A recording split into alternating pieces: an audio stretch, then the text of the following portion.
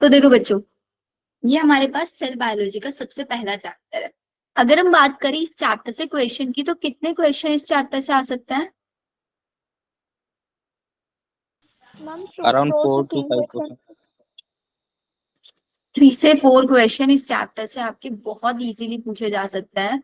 और इस चैप्टर का सबसे अच्छा एडवांटेज पता है हमारे पास क्या होता है? इस चैप्टर के अंदर आउट ऑफ एनसीईआरटी क्वेश्चन कभी नहीं आता। और इसकी जो एनसीईआरटी की लाइन टू लाइन है वो बहुत ही ज्यादा इजीएस्ट फॉर्म में लिखी हुई है। एनसीईआरटी का एक एक वर्ड हम लोगों को बहुत अच्छे से समझ में आ जाएगा अगर हम इसको 2 या 3 बार एनसीईआरटी को बहुत अच्छे से पढ़ लें। कुछ भी डिफिकल्ट टर्म नहीं है, तो हमेशा ट्राई करना इस चैप्टर को एनसीईआरटी के थ्रू ही आप लोगों को कवर अप करना है। तो अब हम स्टार्ट कर रहे हैं cell the unit of life. तो सबसे पहले एनसीईआरटी में कर लिया, पहला टॉपिक दिया हुआ व्हाट इज अ सेल। तो सेल की एक छोटी सी डेफिनेशन सबको पता होती है, cell is the structure and functional unit of life. Yes ma'am. Yes ma'am.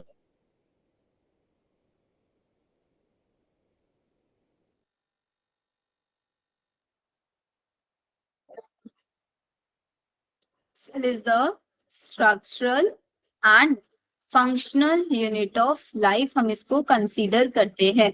हम इसको स्ट्रक्चरल क्यों बोलते हैं? Functional unit of life. देखो, स्ट्रक्चरल का मतलब क्या होता है कि हमारी जो पूरी बॉडी की स्ट्रक्चर है वो किससे मिलके बनी हुई है? सेल से मिलके बनी है। और फंक्शनल का मतलब होता है कि हमारी बॉडी के अंदर जितने भी वाइटल फंक्शंस चल रहे हैं ना, वो सब हमारे सेल के अंदर ही होते हैं।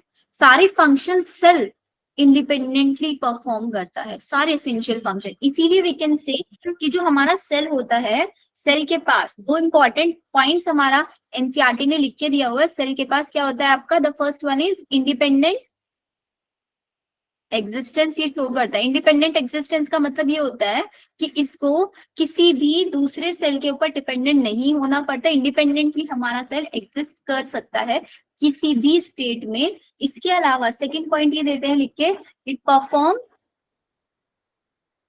The essential functions of life. जितने भी असेंशियल फंक्शंस है वो सब ये खुद से परफॉर्म करता है। Perform the essential functions of life.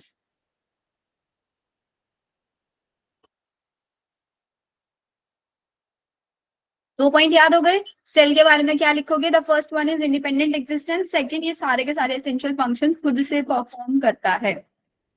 अब बात आ जाती है सेल की डिस्कवरी की। तो सेल की डिस्कवरी में अगर हम बात करें डेड सेल की, तो डेड सेल को किसने डिस्कवर किया था? As well as living cell को किसने डिस्कवर किया था? डेड सेल को रॉबर्ट हुक ने किया था और लिविंग सेल को एंटन वॉन लीवेंहॉल ने। Very good. रॉबर्ट हुक ने डिस्कवर किया था कौन सी ईयर में? 1695। क्या क्या दोबारा बोला? 1665 65 में। एंड लिविंग सेल को एंटन वॉन लीवेंहुक ने। तो याद रहेंगे दोनों के दोनों पॉइंट सबको? Yes ma'am. Anton van Leeuwenhoek ने इनको डिस्कवर किया था, किसको? एक लिविंग सेल को। तो नेक्स्ट लाइन में हमारी एनसीईआरटी ने ये लिखा है, Anton van Leeuwenhoek first saw and described a living cell. फिर रॉबर्ट ब्राउन ने क्या डिस्कवर किया था हमारा? न्यूक्लियस। कौन सा साइंटिस्ट ने लिखा हुआ है? रॉबर्ट। देखो वो रॉबर्ट हुक है, दिस इज रॉबर्ट ब्राउन। सबसे पहले इन्होंने हमारा न्यूक्लियस के बारे में हमें बताया था। देन नेक्स्ट आता है हमारे पास सेल थ्योरी। सेल थ्योरी किसने दिया था? स्लेडन। स्लीडन और स्वान ने 1838 में और 1839 में। कौन से साइंटिस्ट थे? स्लीडन और Sheldon and Schwann. Sheldon scientist क्या थे? जूलॉजिस्ट। शेल्डन जूलॉजिस्ट थे? बोटेनिस्ट है। जर्मन बॉटनिस्ट है ना, तो ये भी याद रखना है सबको। कौन थे? German botanist. बॉटनिस्ट। और शेवान कौन थे? British zoologist. जूलॉजिस्ट। तो ऑब्वियसली सिंपल सी बात है कि जो बॉडिस्ट है वो प्लांट के बारे में बताएंगे और जो जूलॉजिस्ट है वो एनिमल के बारे में बताएंगे। तो शेल्डन ने किसकी स्टडी की थी? प्लांट सेल, प्लांट सेल की। की ने किसकी स्टडी की थी? Animal cell, cell animal cell की। इन्होंने बोला था कि भाई एनिमल सेल जो होता है वो कवर्ड अप होता है with a thin cell membrane, एक थिन मेम्ब्रेन के थ्रू कवर्ड अप होता है complete animal cell, and that thin membrane is known as cell membrane. और प्लांट सेल को देख के इन्होंने बोला था कि जितने भी प्लांट्स है सबके सब सेल से ही मिलके बने हुए हैं, plants are the product of cells, ये चीज। फिर इसके बाद हमारे जो शेल्टन थे इन्होंने एनिमल सेल को तो देखा, इसके साथ साथ इन्होंने प्लांट सेल को भी देखा, studied plant cell also. And plant cell को देख के इन्होंने बोला कि भाई प्लांट के अंदर एक एक्स्ट्रा फीचर है। क्या है एक्स्ट्रा फीचर? उनके बाहर सेल वॉल, जो कि एनिमल्स के अंदर प्रेजेंट नहीं है। तो फिर इन्होंने बोल दिया यहीं से ही cell wall is the unique characteristic of plant cell. Unique feature of plant cell. Unique का मतलब ये होगा कि सिर्फ वो सिर्फ प्लांट्स के अंदर प्रेजेंट है, एनिमल्स के अंदर नहीं है। तो इसी बेसिस पे इन्होंने सेल थ्योरी को प्रपोज कर दिया। पहला बोला कि जितने भी ऑर्गेनिजम्स है, जितने भी हमारे पास एनिमल्स प्लांट्स है, सबके सब किससे मिलके बने, या तो सेल से मिलके बने हुए या फिर सेल के प्रोडक्ट से मिलके बने हुए हैं। पहला पॉइंट ये बोला इन्होंने। फिर सेकेंड पॉइंट में इन्होंने बोल दिया cell wall is the unique feature of plant cell. लेकिन इन्होंने ये नहीं बताया कि भाई, इन्होंने बोला हर चीज सेल से मिलके बनी हुई है, हर चीज सेल से मिलके बनी हुई, तो इतनी सारी नई नई सेल्स कहाँ से आ रही है हमारे पास? प्री एग्जिस्टिंग सेल से, एग्जिस्टिंग सेल से। उस चीज को एक्सप्लेन करके दिया हमारे पास किसने? रुडोल्फ विर्चो, कौन से ईयर में? 55, 1855 55। तो अब तक हमने कितने ईयर्स याद किए हैं? 2 ईयर्स। 1665 में रॉबर्ट हुक ने। फिर सेल थ्योरी 1838 एंड 1839 में दिया गया। फिर 1838-39 को ही जो उन्होंने सेल थ्योरी दिया था, उस सेल थ्योरी को मॉडिफाई किया किसने? रिडोल्फ वर्च्यू ने। अगर आप बोले रिडोल्फ वर्च्यू ने क्या दिया हमको? Modern cell theory. हाँ मैम, या फिर हम ऐसे भी बोल सकते हैं कि इन्होंने मॉडिफाई किया। क्वेश्चन अगर आपसे ऐसे पूछा जाए कि हमारी सेल थ्योरी को किसने मॉडिफाई किया? रिडोल्फ वर्च्यू ने किया। और मॉडिफाई करके इन्होंने एक टर्म दे दिया ऑमनिस सेलुलर सेलुलर, ई सेलुला। ऑमनिस सेलुला ई सेलुला का मतलब ये था new cells arises from pre existing cell Pre-existing slide. arises from pre-existing cell।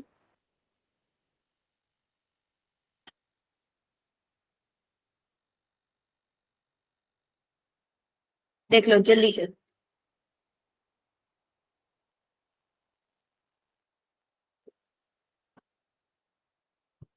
ये बच्चों नोट कर लिया। थ्योरी का हम लोगों ने प्रपोज भी देख लिया, रुडोल्फ वर्च्यू ने क्या किया, शेल्डन एंड शेमान ने क्या किया, ये सब हम लोगों ने देख लिया। इसके बाद एनसीईआरटी ने नेक्स्ट पॉइंट क्या दिया हुआ है?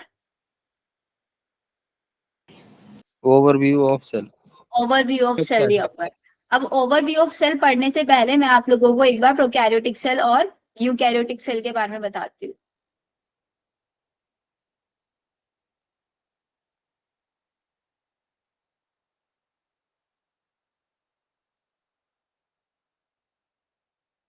देखो जरा, सबसे पहले प्रोकैरियोटिक सेल और अगर हम यूकैरियोटिक सेल में डिफरेंस की बात करें तो सबसे मेजर डिफरेंस इनके अंदर क्या रहता है?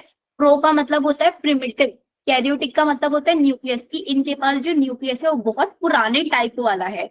अब आप बोलोगे पुराने टाइप वाला न्यूक्लियस क्या होता था? पुराने टाइप का ऐसा न्यूक्लियस होता था कि भाई न्यूक्लियस तो था लेकिन न्यूक्लियस के ऊपर कोई कवरिंग प्रेजेंट नहीं होती थी, विदाउट एनी न्यूक्लियर एनवेलप। तो इसका मतलब प्रोकैरियोटिक सेल्स के अंदर न्यूक्लियर एनवेलप एब्सेंट होगा।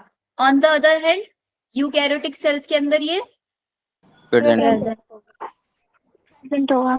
मैम जो न्यूक्लियर एनवेलप होता है और जो सेल एनवेलप होता है सेम होता है? सेल एनवेलप सेल की कवरिंग, न्यूक्लियर एनवेलप न्यूक्लियस की कवरिंग। क्या तो ये हमारे पास यहाँ पे प्रेजेंट होगा न्यूक्लियर। अब न्यूक्लियस के बाहर कोई कवरिंग नहीं है, तो न्यूक्लियस के अंदर जो जेनेटिक मटेरियल है वो साइटोप्लाज्म के अंदर ही प्रेजेंट होगा या नहीं होगा? Yes ma'am. यस कोई मैम। कवरिंग नहीं है जब उसके अंदर, तो हमारे प्रोकैरियोटिक सेल्स के पास जो डीएनए होता है वो कैसा डीएनए बोलते हैं, उसके पास होता है नेक्ड डीएनए, उनके पास प्रेजेंट होता है। और किस फॉर्म में पैक्ड रहता है? Nucleoid nucleoid. में। जबकि यूकैरियोटिक सेल के पास तो प्रॉपर न्यूक्लियर एनवेलप है, तो उनका जेनेटिक मटेरियल किस फॉर्म में पैक रहता है? न्यूक्लियोसोम की फॉर्म Okay. या फिर क्रोमेटिन मटेरियल की फॉर्म में पाया जाएगा। प्रोकैरियोटिक सेल्स के पास प्रिमिटिव टाइप का न्यूक्लियस है, तो उसके साथ साथ उसके पास जितनी भी cell membrane bound cell organelles है वो सब एब्सेंट होती है उसके अंदर। Membrane bound cell organelles. अब मेम्ब्रेन बाउंड सेल ऑर्गेनेलीज कौन कौन सी हो सकती है हमारे पास? जैसे कि mitochondria. Mitochondria. Golgi apparatus, chloroplast Plasmic reticulum. Etcetera, ये सब इसके अंदर एब्सेंट होंगी और यहाँ पे प्रेजेंट होंगी ये सब। ठीक है। फिर इसके बाद अभी किसी ने बोला राइबोसोम। भाई राइबोसोम मेम्ब्रेन बाउंड नहीं होती है, विदाउट मेम्ब्रेनस होती है, तो राइबोसोम तो दोनों के अंदर पाया जाना चाहिए फिर तो। यस। अब इसके अंदर राइबोसोम होता है 70S टाइप का, इसके अंदर राइबोसोम है 80S। 80S। राइबोसोम मिलके बना होता है किससे? 50S 50 और plus 30. 30S। 30S। और 80S राइबोसोम मिलके बना होता है 60S एंड 30. 48। 40S। ये S हमको यहाँ पे क्या बताता है? ऐसे Chavardsburg unit। Constant. Sedimentation coefficient या फिर स्वेडबर्ग्स यूनिट भी हम इसको बोल सकते हैं। यस। स्वेडबर्ग यूनिट है ये, डायरेक्टली हमको या फिर इनडायरेक्टली क्या मेजर करके देता है? Density and size. Major density and size, ये हमको बताता है। अब प्रोकैरियोटिक सेल्स के अंदर जो राइबोसोम होता है ना, वो पोलीजोम की फॉर्म में पाया जाता है, found in the form of polysome. Polysome का मतलब, या फिर we can also call it polyribosome. एक mRNA का स्ट्रैंड होगा, ऊपर लार्ज यूनिट स्मॉल यूनिट, ऐसे एक चेन में प्रेजेंट रहेगा। लेकिन अगर हम यूकैरियोटिक सेल्स की बात करेंगे तो इसके अंदर फ्री स्कैटर्ड राइबोसोम पाए जाएंगे, स्कैटर्ड फॉर्म में। और अगर हम कोई क्वेश्चन पूछेगा यूकैरियोटिक के अंदर पोलीसोम कब बनता है? Only during the process of translation. सिर्फ और सिर्फ ट्रांसलेशन के टाइम पे ही तो बनता है ना। हाँ मैम। होगा, सबने molecular basis of inheritance chapter में पढ़ा है। ये चीज आप लोगों को यहाँ पे याद रखनी है। लिख लो इसको जल्दी जल्दी से।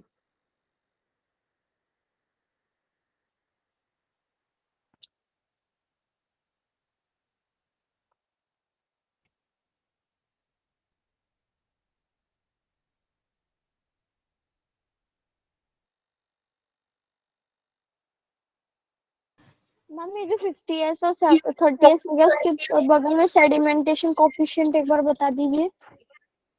ये जो ऐसे होता है ना, ये इसको हम सेडिमेंटेशन कोएफिशिएंट या फिर स्वेडबर्ग्स यूनिट भी बोल देते हैं।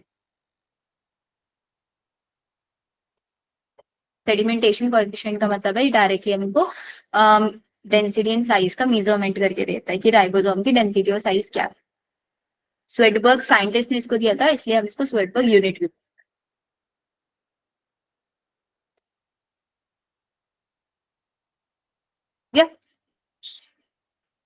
हाँ यार,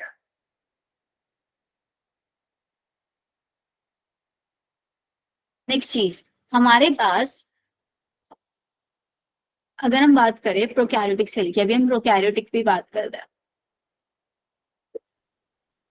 अभी हिमा ने पूछा था कि मैम न्यूक्लियर एनवेलप और सेल एनवेलप में क्या डिफरेंस होता है? न्यूक्लियर एनवेलप का मतलब है न्यूक्लियस की कवरिंग और सेल एनवेलप का मतलब है सेल की कवरिंग। तो प्रोकैरियोटिक सेल के अंदर एक प्रॉपर सेल एनवेलप पाया जाता है और ये सेल एनवेलप 3 चीजों से मिलके बना होता है। सबसे बाहर की साइड में इसके पास प्रेजेंट होता है ग्लाइकोजन। कैलिक्स, देन सेंटर में सेल वॉल और सबसे साइड में प्रेजेंट होते हैं इसके पास cell plasma membrane. Plasma membrane. इसके अंदर जो ग्लाइकोकैलिक्स होता है वो ग्लाइकोकैलिक्स दो टाइप से हो सकता है, या तो आपका स्लाइमी, बहुत ज्यादा स्लाइमी मतलब सॉफ्ट सॉफ्ट भी हो सकता है, या फिर वो आपका कैप्सूल की फॉर्म में भी पाया जा सकता है। स्लाइमी एकदम सॉफ्ट और स्पॉन्जी टाइप से होगा, कैप्सूल का मतलब एकदम सॉलिड फॉर्म में होगा।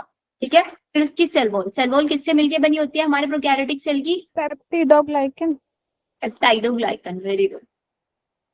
पेप्टाइडोग्लाइकन से इनकी सेल वॉल मिलके बनी होती है। इनकी जो सेल मैम्ब्रेन होती है, सेल मैम्ब्रेन के अंदर इनवेजिनेशंस पाई जाती है।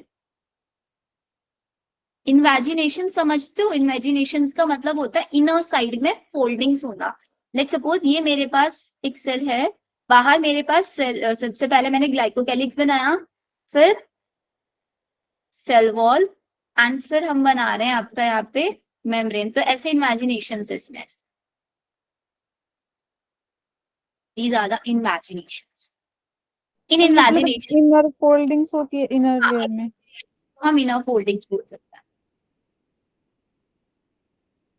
दो टाइप से इमेजिनेशंस होता है, एक होता है आपका मीजोजोम्स और एक मिलके बना लेता है आपका क्रोमैटोफोर। इसके ऊपर क्वेश्चन पूछे जाते हैं कि इन दोनों का रोल क्या होता है। जो मीजोजोम होता है, मीजोजोम जनरली आपका सेल वॉल फॉर्मेशन में हेल्प करता है, डीएनए रेप्लिकेशन में हेल्प करेगा, एंड इसके पास रेस्पिरेटरी एंजाइम्स होते हैं। क्रोमेटोफोर का सिंपल सा काम होता है, क्रोमेटोफोर आपका हेल्प करता है सिर्फ और सिर्फ किसमें? फोटोसिंथेसिस। कैसे बैक्टीरिया? बिकॉज हम लोग प्रोकैरियोटिक सेल के बारे में पढ़ रहे हैं। प्रोकैरियोटिक सेल क्या होता है हमारे? बैक्टीरिया ही तो होता है ना। तो ये कैसे बैक्टीरिया के अंदर पाया जाएगा? फोटोसिंथेटिक बैक्टीरिया के अंदर पाया जाएगा। वो कौन से बैक्टीरिया होते हैं? जैसे blue green algae, cyanobacteria. Bacteria.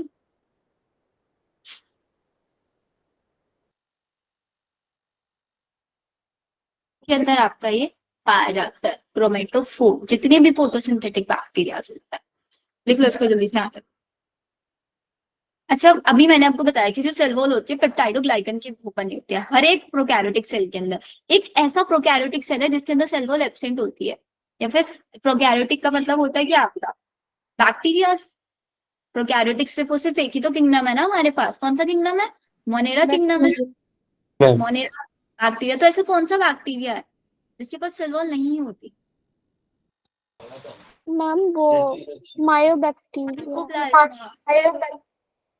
Mycoplasma भाई। यस, पीपीएन भाई। माइकोप्लाज्मा। तो क्वेश्चन ऐसे भी तो पूछा जा सकता है ना, name the one prokaryotic cell which do not have any cell wall.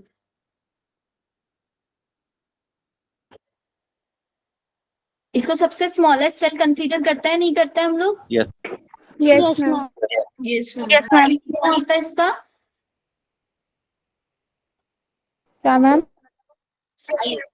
0.3 micrometre in length, ये साइज होता है इसका 0.3 माइक्रोमीटर।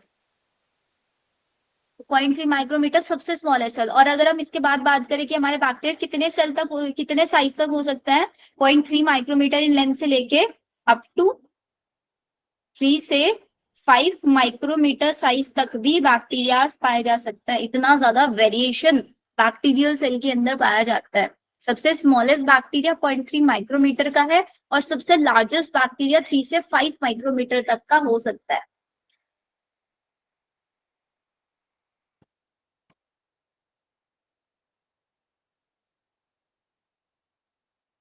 नहीं, लक्ष्य उसकी क्लास नहीं हुआ अभी। हो गया बच्चों यहाँ तक सबको? Yes ma'am. Yes. Yes ma'am. Prokaryotic cell के बारे में देखो, जो अब तक हम लोगों ने प्रोकैरियोटिक सेल के बारे में क्या क्या पढ़ा? हमने सबसे पहले पढ़ा प्रोकैरियोटिक सेल के अंदर जो राइबोसोम होता है ज्यामिति ऐसे होता है, पोलीसोम की फॉर्म में पाया जाता है। उसके बाहर सेल एनवेलप होता है जिसके अंदर सबसे बाहर ग्लाइकोकैलिक्स, फिर सेल वॉल और फिर सेल मैम्ब्रेन। सेल मैम्ब्रेन के अंदर भी इमेजिनेशंस पाई जाती हैं। इमेजिनेशंस में हमारे पास मीजोसोम और क्रोमैटोफोर होता है। मीजोसोम का काम cell wall formation, DNA replication, respiratory enzymes इसके पास होता है, और क्रोमैटोफोर के पास फोटोसिंथेटिक एंजाइम प्रेजेंट होते हैं, तो इट मींस ये हमारे पास फोटोसिंथेसिस, मतलब ये क्रोमेटोफोर ना, जैसे नॉर्मल प्लांट सेल के अंदर क्लोरोप्लास्ट स्ट्रक्चर होती है, बिल्कुल क्लोरोप्लास्ट के सिमिलर इस स्ट्रक्चर को हम कंसीडर कर सकते हैं। जो काम वहां पे क्लोरोप्लास्ट करता है, लाइट को ट्रैप कराने का काम करता है, पढ़ा है ना आप लोगों को फोटोसिंथेसिस इन हायर प्लांट अभी, तो सेम काम यहाँ पे वो कर रहा है। इसके अलावा जैसे नॉर्मल हर एक सेल के अंदर साइटोप्लाज्म प्रेजेंट होता है, इनके अंदर भी साइटोप्लाज्म प्रेजेंट होता है, इसीलिए साइटोप्लाज्म को हम क्या कंसीडर करते हैं, main arena of cellular activities, main arena, exactly line है ये एनसीईआरटी की, main arena of cellular activities. इसके ऊपर बहुत स्टेटमेंट वाला क्वेश्चन आप लोगों से पूछ लिया जाता है। और साइटोप्लाज्म क्या होता है, एक फ्लूइड मैट्रिक्स होता है, नहीं, या फिर सेमी फ्लूइड मैट्रिक्स होता है, सेमी फ्लूइड मैट्रिक्स। देन इसके बाद आता है आपका डिफरेंट डिफरेंट सेल्स के साइज, हमारी एनसीईआरटी ने दिया हुआ है। जैसे कि सबसे स्मॉलेस्ट सेल तो हमने पढ़ लिया, सबसे स्मॉलेस्ट सेल कौन है, पीपीएल लो। PPL. और अगर मैं आपसे बात करूं सबसे largest cell, Ostrich egg. Ostrich egg. Ostrich. एक वायरस का साइज कितना होता है, 0.2 से 0.4 माइक्रोमीटर। शेप के ऊपर भी क्वेश्चन दिया हुआ है एनसीईआरटी ने। आरबीसी की शेप क्या होती है, Biconcave. Concave. Round and biconcave. WBC की शेप क्या दी हुई है एनसीईआरटी ने, मीबॉइड। Amoeboid. कॉलमनर एपिथेलियल सेल्स की, long and narrow. Narrow. Diagram देके क्वेश्चन पूछा जा सकता है। नर्व सेल सबसे लॉन्गेस्ट सेल होगी या नहीं होगी ये, Yes, ma'am. इसका किस टाइप की होती है, ब्रांच एंड Long. लॉन्ग होगी, ब्रैकेट से लॉन्गेटेड होगी आपकी। और mesophyll cells round and Oval, mesophyll cells round and Oval. इसमें एनसीईआरटी ने सिर्फ हमको आरबीसी का साइज दिया हुआ है। आरबीसी का साइज कितना दिया हुआ है, red blood cells 7 micrometer. 7 micrometre. वो लेंथ दिया हुआ है, डायमीटर दिया हुआ है, Diameter. डायमीटर दिया हुआ है, ये भी याद रखना है। और RBC is also known as erythrocytes ना। Yes, ma'am. तो अब आप देख रहे हो कि सेल के अंदर अलग अलग सेल का साइज हो सकता है, सेल का अलग अलग शेप हो सकता है। तो सेल का साइज और शेप किस चीज पे डिपेंड करेगा, कि सेल किस टाइप का फंक्शन परफॉर्म कर रही है। जैसे उसका फंक्शन है उसी बेसिस पे उसका साइज, उसी बेसिस पे उसकी शेप डिफाइंड रहेगी। क्लियर ये पॉइंट सबको। Yes. फिर इसके बाद हमारे पास बैक्टीरिया की शेप दी हुई है। कितनी शेप्स आती है बैक्टीरिया की, Cocci. Spiral. Bacillus, Vibrio, and Comus. सबसे पहले वायरस का बैसिलस। साइज है वो भी डायमीटर के हिसाब से है। हाँ, ये वायरस वाला भी डायमीटर है। जितने भी राउंड स्ट्रक्चर्स होते हैं उनका हमेशा डायमीटर में मिलेगा, राउंड बाइकॉनकेव, लेंथ में नहीं मिलेगा। लेंथ में सिर्फ और सिर्फ आपका जो रोड शेप स्ट्रक्चर होती है, रोड शेप वाले सेल्स होते हैं, उसको मिलेगा। Bacillus, Cocci. Coccus, Vibrio. Spiral. Spirilla. Spirillum. Bacillus कैसी शेप होती है, Rod shape. Rod shape. Coccus, Spherical. Spherical. Vibrio, Coma shape.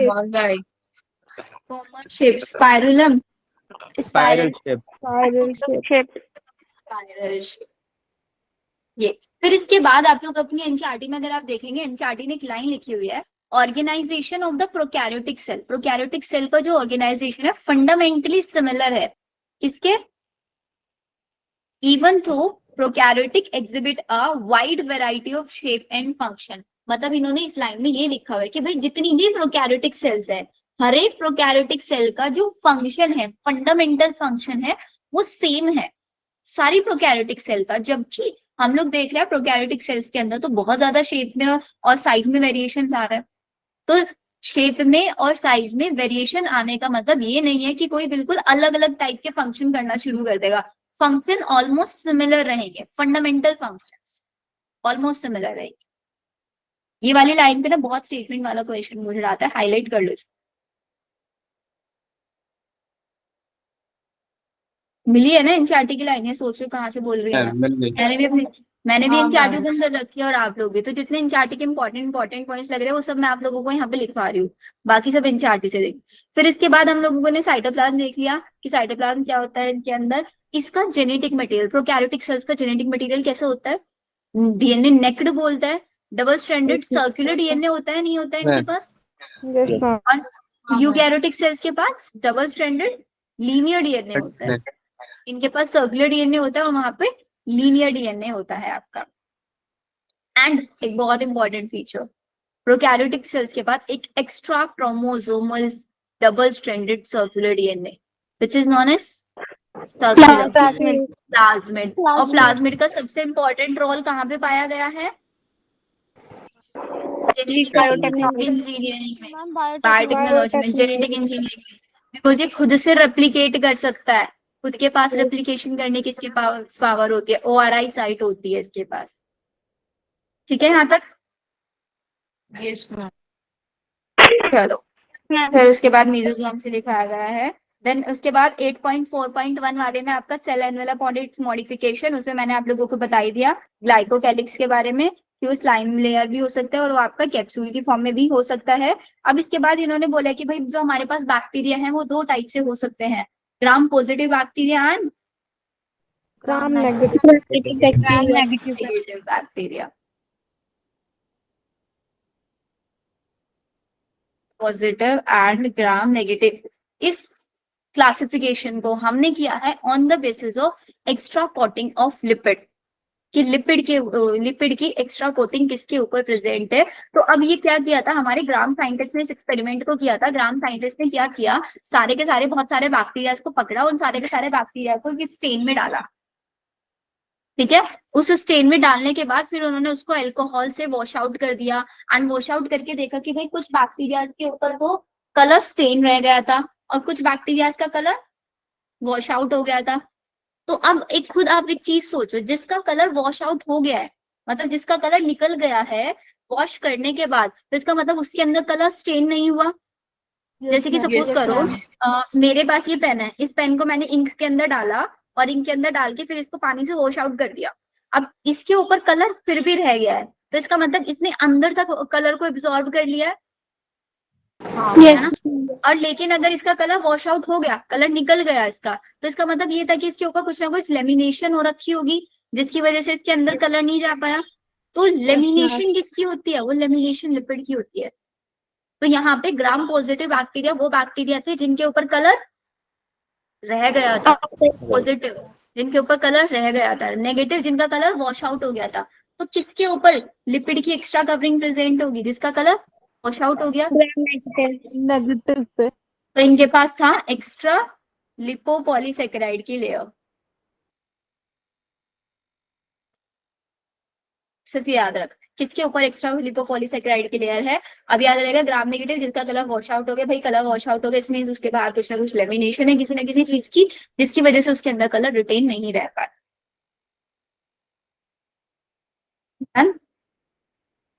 Yes, ma'am. अब एक और इम्पोर्टेंट पॉइंट, मैंने आप लोगों को भी इन्वेजिनेशंस बताए थे। इन्वेजिनेशंस में मीजोसोम्स और क्रोमैटोफोर, ये मीजोसोम्स और क्रोमैटोफोर 3 टाइप से हो सकता है इनकी शेप के बेसिस पे। ये वेसाइकल्स की फॉर्म में भी पाए जा सकते हैं, ट्यूब्यूल्स की फॉर्म में भी पाए जा सकते हैं और लैमेला की फॉर्म में भी पाए जा सकते हैं। वेसाइकल का मतलब एक सिंगल ऐसे वेसाइकल लाइक स्ट्रक्चर, ट्यूब्यूल एक long tube like structure, lamella का मतलब ऐसे बहुत सारे पैरेलली अरेंज स्ट्रक्चर्स।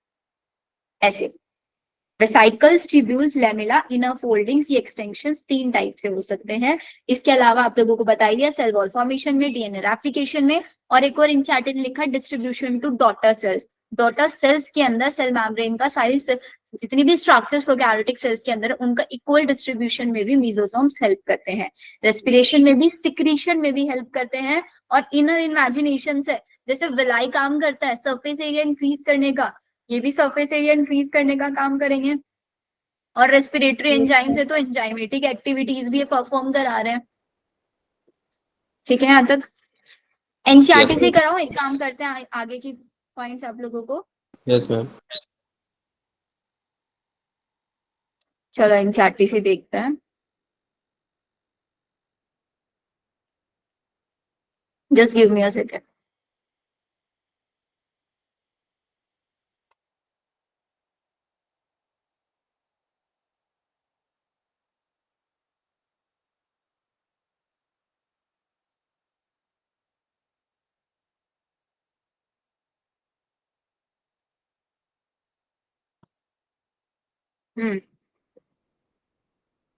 ये वाला देखो जरा, here. ये सारे पॉइंट्स मैंने आपको बताया, DNA replication, distribution to daughter cell, respiration, secretion process, surface area increase कराने में हेल्प करता है। कुछ प्रोकैरियोटिक्स जैसे कि साइनोबैक्टीरिया, जिसके अंदर इसको हम क्या बोलते हैं, क्रोमैटोफोर, जिसके अंदर कौन से एंजाइम्स होते हैं, फोटोसिंथेटिक एंजाइम्स होते हैं। हम नेक्स्ट बोल रहे हैं कि भाई जो हमारे पास बैक्टीरियल सेल्स होती हैं वो मोटाइल भी हो सकती हैं as well as non motile भी। मोटाइल मतलब जो चल सकती है, नॉन मोटाइल जो नहीं चल सकती। ऑब्वियसली जो मोटाइल है उनके पास कुछ ना कुछ लोकोमोटरी स्ट्रक्चर प्रेजेंट होगी या नहीं होगी, और वो लोकोमोटरी स्ट्रक्चर होती है इनके पास फ्लैजिला। अब प्रोकैरियोटिक सेल के पास सिंपल फ्लैजिला प्रेजेंट होती है, लेकिन अगर हम बात करें यूकैरियोटिक सेल के पास कॉम्प्लेक्स फ्लैजिला प्रेजेंट होती है, जिसका अरेंजमेंट होता है 9+2 अरेंजमेंट। 9+2 अरेंजमेंट का कॉम्प्लेक्स फ्लैजिला उनके पास प्रेजेंट होता है। इनका जो फ्लैजिला होता है वो किससे बना होता है, फिलामेंट, हुक और बेसल बॉडी। फ्लैजिलिन प्रोटीन से मिलके इनका फ्लैजिला बना होता है। फ्लैजिला के अंदर 3 पार्ट्स होता है, filament, hook and basal body. Direct question आता है which one is the longest portion. सबसे लॉन्गेस्ट पोर्शन होता है आपका filament, then hook like structure, and then आपका बेसल बॉडी। बिल्कुल ऐसे जैसे ये हमारे पास सेल मेम्ब्रेन है, इसके अंदर क्या होगा, इसका जो बेसल वाला पार्ट है ये ऐसे एम्बेडेड रहेगा, ऐसे hook like structure, and then this is your filament. अब जो ये यहाँ पे नीचे बेसल वाला पार्ट है ना, छोटी छोटी रिंग्स से मिलके बना होता है। अगर आपसे क्वेश्चन पूछे कि कौन सा पार्ट रिंग से मिलके बना होता है, वो आपका होता है बेसल बॉडी वाला पार्ट। ठीक है, तो फ्लैजिला का काम लोकोमोशन देने का हुआ। इसके अलावा इनके पास 2 और एक्स्ट्रा सेलुलर स्ट्रक्चर्स प्रेजेंट होती है, जिसको हम बोलते हैं पिली एंड फिम्ब्री। सरफेस स्ट्रक्चर्स है ये सरफेस पे प्रेजेंट है, लेकिन लोकोमोशन में कभी हेल्प नहीं करती। They do not play any role in motility. इनका मेन काम क्या होता है, देखो पिलाई कैसी स्ट्रक्चर है, एक ट्यूबुलर स्ट्रक्चर है जो कि एक स्पेशल प्रोटीन से मिलके बनी होती है। कौन सी प्रोटीन से, पिलिन प्रोटीन से ये मिलके बनी होती है। पिलिन प्रोटीन से मिलके ये आपकी बनी होती है पिलाई। फिर इसके बाद फिम्ब्री। फिम्ब्री कैसी स्ट्रक्चर, देखो ये तो ट्यूबुलर है, ट्यूब लाइक, ये ब्रिसल्स लाइक है, जैसे ब्रिसल्स निकले रहते हैं ना ऐसे, ये ब्रिसल्स लाइक स्ट्रक्चर है। और फिम्ब्री का काम होता है किसमें, अटैचमेंट कराने में, और पिलाई का काम कॉन्जुगेशन में। Bristles like fibres sprouting out of the cell. कुछ बैक्टीरिया के अंदर they are known to help attach the bacteria. Bacteria को किससे, रॉक्स इन द स्ट्रीम या फिर किसी होस्ट टिश्यू से अटैच होने में हेल्प करते हैं स्ट्रक्चर्स। देन यहाँ पे होता है ना मैम, जिसमें डीएनए का ट्रांसफर होता है बैक्टीरिया। एग्जैक्टली, बैक्टीरिया के अंदर जो रिप्रोडक्शन प्रोसेस होता है उसको हम कॉन्जुगेशन बोलते हैं, जिसके अंदर वो अपना जेनेटिक मटेरियल इंटरचेंज करता है, एक्सचेंज कर लेता है। एक बैक्टीरिया दूसरे बैक्टीरिया को जेनेटिक मटेरियल देता है। इसीलिए हम लोगों ने बायोलॉजी की क्लासिफिकेशन में एक लाइन पढ़ी है ना कि इनके पास some sort of sexual reproduction पाया जाता है। ट्रू सेक्सुअल रिप्रोडक्शन नहीं, sort of sexual reproduction. Yes ma'am, इसीलिए वो लाइन है यहाँ पे। फिर आता है राइबोसोम। राइबोसोम हम लोगों ने पढ़ लिया कितने टाइप का होता है, इनके पास 70 टाइप का होता है। राइबोसोम का साइज आपको याद रखना है, 15 नैनोमीटर बाय 20 नैनोमीटर का इनका साइज होता है। 15 nanometre by 20 nanometre in size. Unit मैंने आपको बता दिया क्या है, किस फॉर्म में पाया जाएगा, पॉलीराइबोसोम या फिर पॉलीजोम्स की फॉर्म में पाया जाता है यहाँ पे। नेक्स्ट वन आता है इंक्लूजन बॉडीज, जिसको बच्चे बहुत ज्यादा इग्नोर कर देते हैं। इंक्लूजन बॉडीज कुछ नहीं है, प्रोकैरियोटिक सेल्स के अंदर फूड मटेरियल को रिजर्व रखने वाली बॉडीज है। फूड मटेरियल को रिजर्व रखने वाली, अब किस किस को रिजर्व रखती है, इनके बाहर कोई मेम्ब्रेन नहीं है। हमेशा याद रखना प्रोकैरियोटिक सेल के अंदर जितनी भी सेल ऑर्गेनेलीज पाई जा रही हो विदाउट मेम्ब्रेन वाली पाई जाएंगी। न्यूक्लियस विदाउट मेम्ब्रेन है, राइबोसोम इनके अंदर प्रेजेंट है तो ऑब्वियसली राइबोसोम भी विदाउट एनी मेम्ब्रेन है। इंक्लूजन बॉडीज इनके अंदर पाई जा रही है वो भी विदाउट मेम्ब्रेन है, ठीक है। They are not bound by and life freely. Cytoplasm के अंदर 3 टाइप से पाई जाएगी, phosphate granule, cyanophycean granule and glycogen granule. जो ग्लाइकोजन ग्रेन्यूल होगा वो ग्लाइकोजन को स्टोर रखाएगा, साइनोफाइसियन आपका प्रोटीन को स्टोर रखवाता है और फोस्फेट ग्रेन्यूल आपका फोस्फेट को स्टोर रखवाता है। इनके पास गैस वैक्यूल्स भी प्रेजेंट होते हैं। अब इस लाइन में बच्चे बड़े कंफ्यूज होते हैं। आई गेस एक स्टूडेंट ने इस क्वेश्चन को पूछा भी था मुझसे, आई डोंट नो कौन सी क्लास में पूछा था। उसमें ना क्वेश्चन ऐसा पूछा हुआ था कि vacuoles are found in which cell, या फिर ऐसा कुछ था कि शायद कुछ ऐसा दिया हुआ था कि इनमें से कौन सी सेल ऑर्गेनेली है जो हमारे प्रोकैरियोटिक सेल्स के अंदर पाई जाती है, प्रोकैरियोटिक सेल्स के अंदर पाई जाती है। तो ऑप्शंस में दे दिया endoplasmic reticulum, mitochondria, chloroplast and gas vacuole. अब बच्चे कंफ्यूज हो गए कि मैम वैक्यूल्स तो किसके अंदर प्रेजेंट होता है, सिर्फ यूकैरियोटिक्स के अंदर प्रेजेंट होता है। जब यूकैरियोटिक्स का टॉपिक पढ़ेंगे वहां पे पढ़ेंगे ना कॉन्ट्रेक्टाइल वैक्यूल, फूड वैक्यूल, पढ़ते हैं ना। वहां पे कंफ्यूजन आता है कि कॉन्ट्रेक्टाइल वैक्यूल वो तो यूकैरियोटिक के अंदर था, तो भाई प्रोकैरियोटिक के अंदर कौन सी होगी इसके अंदर से। लेकिन ये जो लास्ट लाइन इन्होंने दी हुई है इसमें इन्होंने लिखा है कि भाई इनके पास गैस वैक्यूल पाया जाता है, और वो भी किसके अंदर, जो भी हमारे photosynthetic bacteria, blue, green, purple and green photosynthetic bacteria. तो बहुत इंपॉर्टेंट लाइन है, कंफ्यूजन बन जाता है इस लाइन से। हाईलाइट कर लिया इसको। Yes ma'am. चलो फिर आगे। अब आ जाती है हमारे पास यूकैरियोटिक सेल।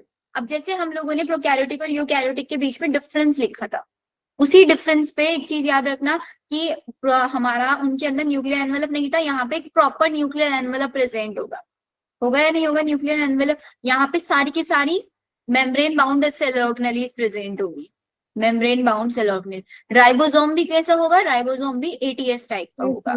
इसके साथ साथ इनके अंदर और क्या क्या पाया जाएगा, माइटोकॉन्ड्रिया पाया जाएगा। अब वो तो सब उसमें आ गया ना मेम्ब्रेन बाउंड सेल ऑर्गेनेलीज के अंदर। इनके पास डबल स्ट्रैंडेड लीनियर डीएनए पाया जाएगा। इनके पास जो फ्लैजिला होगा वो कॉम्प्लेक्स टाइप का होगा, 9+2 अरेंजमेंट वाला फ्लैजिला प्रेजेंट। ये सारी इन्होंने जितना यहाँ पे लिखा है इसमें से कुछ ज्यादा इंपॉर्टेंट नहीं है, एक बार आप पढ़ोगे पढ़ सकते हो। यूकैरियोटिक्स के अंदर में बताइए कौन कौन से किंगडम आता है, प्रोटिस्टा, प्लांटी, एनिमेलिया एंड आपका किंगडम फंजाई। ये चारों के चारों यूकैरियोटिक्स के अंदर आता है। अगर हम फंजाई की सेल वॉल की बात करते हो किससे बनी होती है, काइटिन से। प्रोटिस्टा की नॉन सेलुलोजिक होती है और प्लांट की सेलुलोज, और एनिमल्स के अंदर तो एब्सेंट होती है सेल वॉल, ठीक है। और प्रोटिस्टा के अंदर सारे क्या आते हैं, यूनिसेलुलर यूकैरियोट्स आते हैं। अब वो यूनिस, इसीलिए हमने उसमें बायोलॉजिकल क्लासिफिकेशन में एक लाइन पढ़ी है कि protista has no well defined boundaries. कोई वेल डिफाइंड बाउंड्रीज नहीं होती। क्यों वेल डिफाइंड बाउंड्रीज नहीं है भाई, इसके अंदर plant like, animal like, fungi like जितने भी एनिमल्स है सब उठा के डाल दिए। बस क्या होना चाहिए उनके अंदर, वो यूनिसेलुलर होने चाहिए और यूकैरियोट्स होने चाहिए। इसीलिए तो हमारी जो कुछ एल्गीज है, जो यूनिसेलुलर एल्गी है वो तो आ गई प्रोटिस्टा में, और जो मल्टी सेलुलर एल्गी है वो चली गई किसमें, प्लांट के अंदर। लेकिन पढ़ते सारी एल्गी हम कौन सी किंगडम में है, प्लांट्स के अंदर, बट बेसिकली आती वो किसमें, प्रोटिस्टा के अंदर, ठीक है। Yes ma'am. अच्छा, अब ये लाइन में होता है कि भाई जितने भी यूकैरियोटिक सेल्स होते हैं सबके सब आइडेंटिकल नहीं होते। प्लांट्स और एनिमल सेल्स दोनों के दोनों यूकैरियोटिक से, दोनों के पास एक डिफरेंट सेल ऑर्गेनाइजेशन है। प्लांट्स के पास सेल वॉल होता है, प्लास्टिड होता है, और सेंटर में एक लार्ज वैक्यूल प्रेजेंट होता है, जो कि एनिमल के अंदर ये सब नहीं होता। ऐसे ही एनिमल के पास सेंट्रियोल पाया जाता है। सेंट्रियोल का रोल सेल डिवीजन में हेल्प करता है, और ये प्लांट्स के अंदर एब्सेंट होता है। तो ऐसी चीज पूछ सकती है कि ऐसा कोई कैरेक्टर बताओ जिसके बेसिस पे हम प्लांट्स और एनिमल्स को डिस्टिंग्विश करें। ऐसी कोई सेल ऑर्गेनेली बताओ जो कि एनिमल्स के अंदर प्रेजेंट होती है, प्लांट्स के अंदर नहीं होती, या फिर प्लांट के अंदर प्रेजेंट होती है, एनिमल्स में नहीं होती। ऐसे क्वेश्चन आ सकते हैं। प्लांट्स में कैसे होता है? मैम प्लांट्स लाइसोसोम के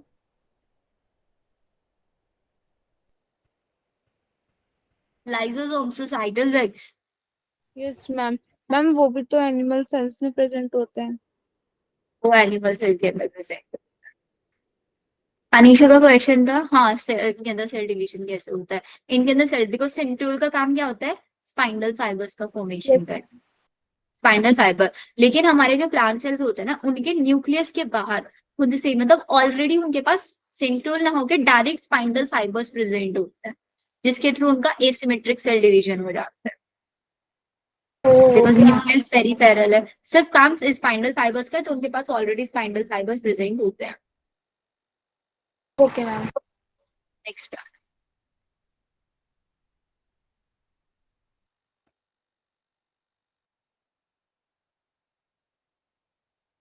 ये स्ट्रक्चर दे रखा है, इस स्ट्रक्चर को भी अच्छे से देख लेना। वैसे काफी इतनी बड़ी स्ट्रक्चर कभी भी नीट में नहीं आई हुई है, बट स्टिल एक बार आप इनको पढ़ लेना।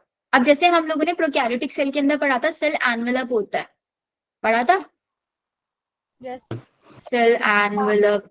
इनके अंदर सेल एनवेलप ना होके सबसे बाहर प्रेजेंट होता है सिर्फ और सिर्फ सेल मेम्ब्रेन। सिर्फ इनके अंदर सेल मेम्ब्रेन पाया जाता है। अब उसको भी जरा थोड़ा नोट्स की फॉर्म में लिख लेते हैं, ये वाला पार्ट।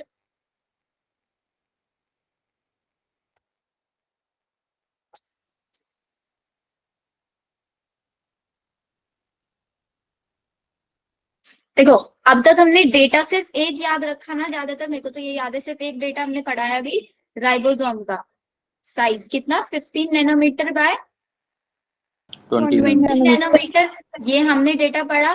और क्या पढ़ा इसके अलावा, फ्लैजिला देखा, उसको भी नोट्स में ऐड कर लो। फ्लैजिला जो होता है हमारा प्रोकैरियोटिक सेल का, वो किससे बना होता है, फ्लैजिलिन प्रोटीन से बना हुआ था। और 3 पार्ट थे फ्लैजिला के अंदर, क्या क्या, filament and rigid body. And basal body. जो फिलामेंट वाला पार्ट था, this one is the longest part. Longest part. Longest part था। फिर इसके अलावा हम लोगों ने पढ़ा क्या, inclusion Body. Bodies without any membrane, ये भी होती हैं। कितनी इंक्लूजन बॉडीज थी, ग्लाइकोजन ग्रेन्यूल,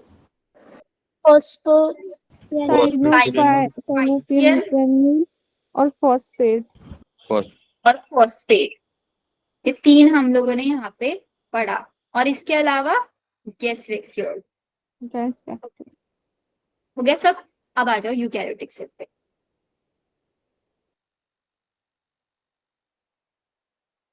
यूकैरियोटिक सेल में सबसे बाहर पाया जाता है क्या, सेल मेम्ब्रेन।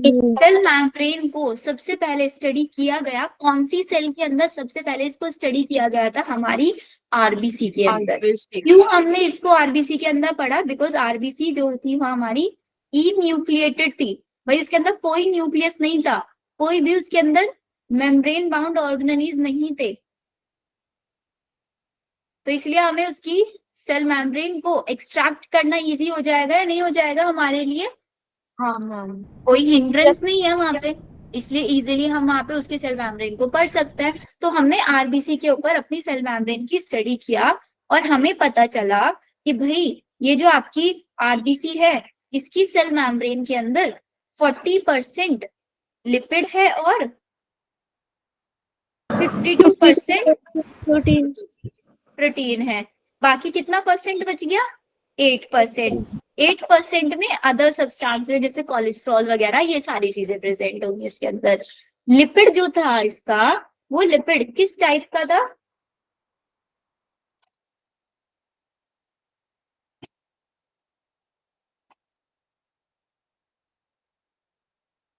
फोस्फोलिपिड। एक ऐसा मॉलिक्यूल, एम्फीफेटिक मॉलिक्यूल, जिसके अंदर था एक पोलर हेड और एक टेल। हेड वाला पार्ट कैसा था, हाइड्रोफिलिक। देखो अगर नहीं याद आए ना कौन सा हाइड्रोफिलिक है कौन सा हाइड्रोफोबिक है, डायग्राम से याद रखना। ऐसे बनाते हैं हम डायग्राम। बाहर भी पानी है अंदर भी पानी है, तो हेड वाला पार्ट आ रहा है ना पानी के कांटेक्ट में, वाटर के कांटेक्ट में, हाँ तो मैम। हेड वाला हाइड्रोफिलिक है और टेल वाला हाइड्रोफोबिक। हाइड्रोफोबिक है। तो इसको हम क्या बोल देंगे, नॉन पोलर ना। हाँ मैम। फॉस्फोलिपिड एम्फीफेटिक मॉलिक्यूल है, ये आपका पोलर हेड और non polar tail, hydrophobic region इसके अंदर प्रेजेंट है। मैम ठीक है, फॉस्फोलिपिड बाइलेयर नहीं होगा? बाई लेयर में प्रेजेंट होगा, एग्जैक्टली। जो लिपिड होता है ये आपका बाई लेयर अरेंजमेंट में पाया जाता है। अब इसी मॉडल को हमारे कौन से साइंटिस्ट ने दिया था, इन्होंने एक मॉडल दिया fluid mosaic model. Singer and Nicolson ने। सिंगर एंड निकोलसन ने कौन से ईयर में दिया था इसको? 1972. 1970। अब फ्लूइड मोज़ेक का मतलब क्या है? इन्होंने बोला कि भाई ये जो लिपिड है ना, इस लिपिड का नेचर क्या है, बाइलेयर की फॉर्म में है, लेकिन ये आपका क्वासी फ्लूइड नेचर दिखाता है। क्वासी फ्लूइड का, क्वासी का मतलब होता है semi fluid nature, semi solid समझ लो, मतलब जैसे होता है ना जेली टाइप से होता है, जेल ना तो लिक्विड होती ना ही सॉलिड होती, उसको बोलते हैं क्वासी फ्लूइड। बिल्कुल ऐसे जेली जेली टाइप से इसका नेचर होता है एंड उसके अंदर प्रोटीन एम्बेडेड होता है। प्रोटीन भी दो टाइप के होता है, एक होंगे आपके बाहर की साइड जो प्रेजेंट होंगे एक्सट्रिंसिक या फिर पेरिफेरल, और एक होंगे आपके इंट्रिंसिक या फिर इंटीग्रल प्रोटीन। इन प्रोटीन्स को हमने डिवाइड किया on the basis of ease of extraction, इस बेसिस पे ईज ऑफ एक्सट्रैक्शन कि हमारी सेल मेम्ब्रेन के अंदर से प्रोटीन को बाहर निकालना कितना इजी है। जो सबसे बाहर पेरीफेरी पे प्रेजेंट होंगे बहुत इजीली बाहर निकल जाएंगे, और जो पूरी तरीके से मेम्ब्रेन के अंदर एम्बेडेड होंगे उनको हम पूरी तरीके से बाहर नहीं निकाल सकते। तो जो सबसे ज्यादा इजीली बाहर निकल गए वो पेरीफेरल, जिनको थोड़ी मेहनत करके निकालना पड़ा वो इंटीग्रल प्रोटीन हो गए। पेरीफेरल एंड इंटीग्रल प्रोटीन्स, याद रहेगी ये चीजें, ईज ऑफ एक्सट्रैक्शन के बेसिस पे हमने इनको बाहर निकाला। फोस्फोलिपिड नेचर होता है, हेड हाइड्रोफिलिक और टेल हाइड्रोफोबिक नेचर दिखाता है। अब इसी में जो हमारा लिपिड है ना, लिपिड के अंदर फ्लूइडिटी वाला नेचर पाया। हाँ मम्मी सेल मेम्ब्रेन से प्रोटीन को एक्सट्रैक्ट करने के लिए, एक्सट्रैक्शन के लिए है नहीं इंट्रिंसिक और इंट्रिंसिक वाला? ये प्रोटीन से बेटा, प्रोटीन को नाम दे दिया हमने कि जिस प्रोटीन को हम इजीली बाहर निकाल सकते हैं वो एक्सट्रिंसिक प्रोटीन, जिसको इजीली बाहर नहीं निकाल सकते वो इंट्रिंसिक प्रोटीन। मैम प्रोटीन बाहर की। Okay ma'am. मतलब प्रोटीन का हमें टाइप्स देना है ना कि भाई दो अलग अलग तरीके से प्रोटीन पाए जा रहे हैं, अब किसी ना किसी बेसिस पे तो क्लासिफाई करेंगे ना हम उनको। यस तो मैम। हमने इस बेसिस पे क्लासिफाई कर दिया कि इजीली अगर बाहर निकाल पा रहे हैं तो एक्सट्रिंसिक, नहीं निकाल पा रहे हैं तो इंट्रिंसिक। आया समझ? मैम चलो ये हम लोगों को समझ में आ गया इतना। फिर इसके बाद जो हमारी लिपिड होता है ना, लिपिड आपका मूवमेंट भी दिखा सकता है। कैसा मूवमेंट दिखाता है लिपिड? क्वासी फ्लूइड नेचर है, जेली टाइप है, तो मूव भी कर सकता है। कैसा? लेटरल मूवमेंट ये आपका शो कर सकता है, या फिर फ्लिप फ्लॉप मूवमेंट भी शो कर सकता है। क्यों? बिकॉज इसका नेचर क्या है? फ्लूइडिटी वाला नेचर है। अगर आप सेल मेम्ब्रेन की फ्लूइडिटी को इंक्रीज करना चाहते हो तो आप क्या कर सकते हो फ्लूइडिटी को इंक्रीज करने के लिए?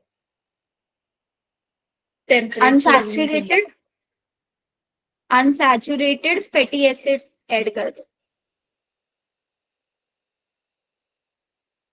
अनसैचुरेटेड फैटी एसिड्स का एडिशन कर दोगे तो फ्लूइडिटी जो है वो बढ़ जाएगी। अब ये फ्लूइडिटी मेरे लिए बहुत ज्यादा इंपॉर्टेंट है क्योंकि ये मेरे को कुछ कॉन्सेप्ट्स एक्सप्लेन करने में हेल्प करती है।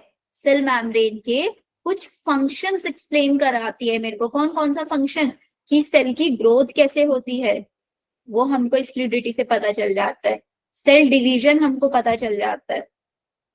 एंडोसाइटोसिस, सिक्रीशन हमको पता चल जाता है। एंडोसाइटोसिस,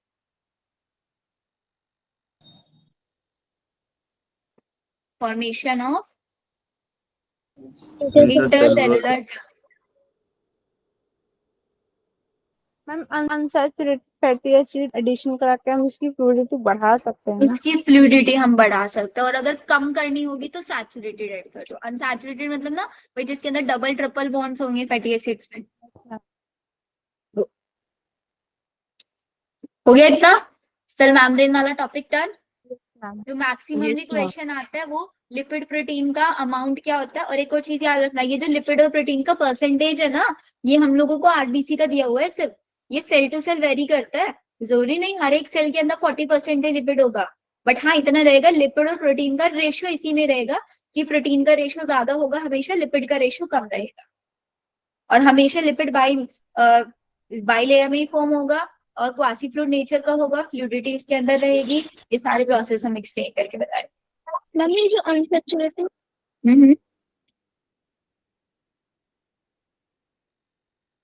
ये जो अनसैचुरेटेड है, अनसैचुरेटेड में डायरेक्टली याद रखो अनसैचुरेटेड। मैम ये जो अनसैचुरेटेड फैटी एसिड का एडिशन है इसकी फ्लूइडिटी को इंक्रीज इसकी फ्लूइडिटी को इंक्रीज करें। लिपिड ठीक है, आए अब हमारा एंडोमेम्ब्रेन सिस्टम पे।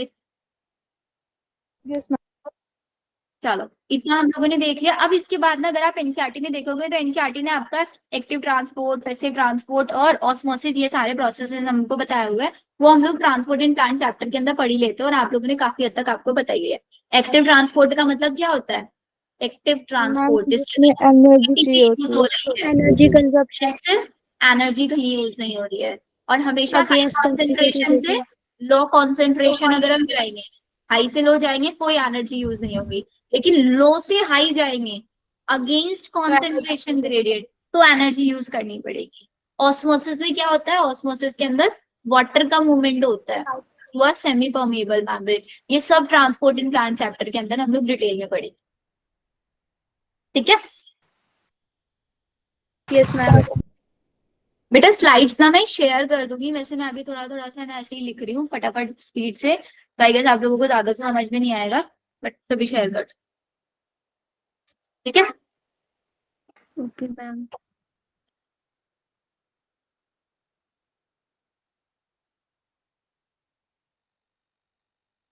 ने यहाँ आपकी नेक्स्ट आवाज लाइन नहीं मतलब एनसीईआरटी ने नेक्स्ट लाइन क्या दिया हुआ है हमको?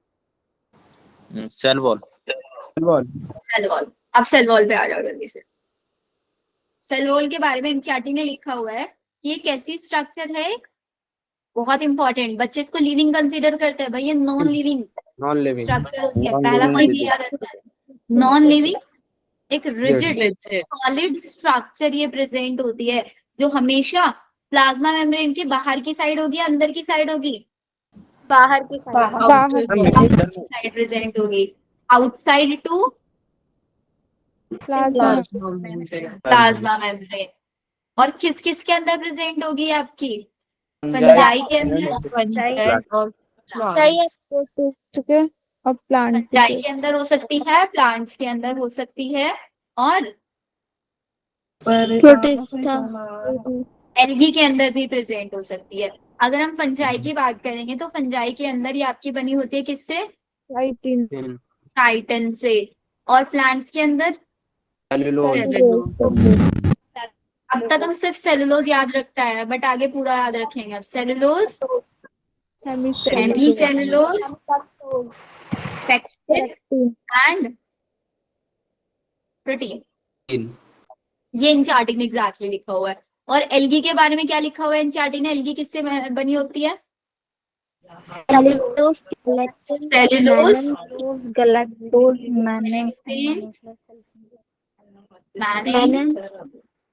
और इसके अलावा कुछ मिनरल्स भी इन्होंने लिखा हुआ है, calcium carbonate.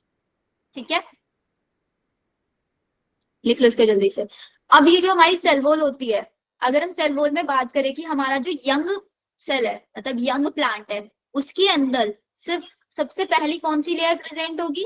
Primary wall. Young cell के अंदर प्राइमरी वॉल प्रेजेंट हो गया, यही प्राइमरी वॉल आपकी किसके लिए रिस्पॉन्सिबल होगी? ग्रोथ के लिए, responsible for cell growth. Cell की ग्रोथ यही कराएगी। जैसे कि लेट्स सपोज ये एक सेल है और ये एक सेल है, दो सेल्स के बीच में कनेक्शन होता है, प्लाज्मोडेस्मेटल कनेक्शन, साइटोप्लाज्मिक कनेक्शन। फिर उसके इनर साइड में प्रेजेंट होता है मिडिल लैमेला। मिडिल लैमेला के इनर साइड में सबसे पहले प्राइमरी वॉल बनेगी, जितने भी यंग होंगे। फिर जैसे जैसे सेल मैच्योर होता चला जाएगा, सेकेंडरी वॉल, फिर और मैच्योर होगा टर्शियरी वॉल, ऐसे बनेगा। तो सबसे पहले यंग में तो प्राइमरी पाई जाएगी, नहीं पाई जाएगी? Yes ma'am. और यही पूरी की पूरी आगे सेल ग्रोथ के लिए रिस्पॉन्सिबल भी हो रही है। और फिर धीरे धीरे ये डिमिनिश होके सेकेंडरी बनाना शुरू कर देगी और फिर टर्शियरी। कहाँ पे बना रही है? Outside to the middle lamella बना रही है, inner to the middle lamella बना रही है? मिडिल मिडिल लैमेला के इनर साइड में बना रही है। नेक्स्ट चीज आपको याद रखनी है वही, ये तो याद रख लो कि मिडिल लैमेला के इनर साइड में बन रही है। मिडिल लैमेला क्या होता है? किससे बना होता है middle lamella? Calcium calcium pectate से बना होता है। इसके लिए एनसीईआरटी ने एक बहुत अच्छी सी लाइन लिखी हुई है, मिडिल लैमेला का फंक्शन क्या होता है? It holds neighbouring cells together. Neighbouring cells को ये पास पास रखने का, मतलब दो सेल्स के बीच में एक कनेक्शन का काम करती है मिडिल लैमेला, दो सेल्स को कनेक्ट करने का काम करती है। याद रहेगा? और सेल वॉल और मिडिल लैमेला दोनों के बीच में एक ट्रांसवर्स कनेक्शन जो प्रेजेंट होता है, जो दो नेबरिंग सेल्स के, देखो इसको थोड़ा सा डायग्रामेटिकली समझ लो। ये एक प्लांट सेल है, ये एक प्लांट सेल है, इन दोनों के बीच में this is your middle lamella, ठीक है। अब इस सेल का साइटोप्लाज्म और इस सेल के साइटोप्लाज्म के बीच में मुझे कनेक्शन करना है, तो मैंने क्या किया, एक ट्रांसवर्स कनेक्शन बना दिया ऐसे। इसको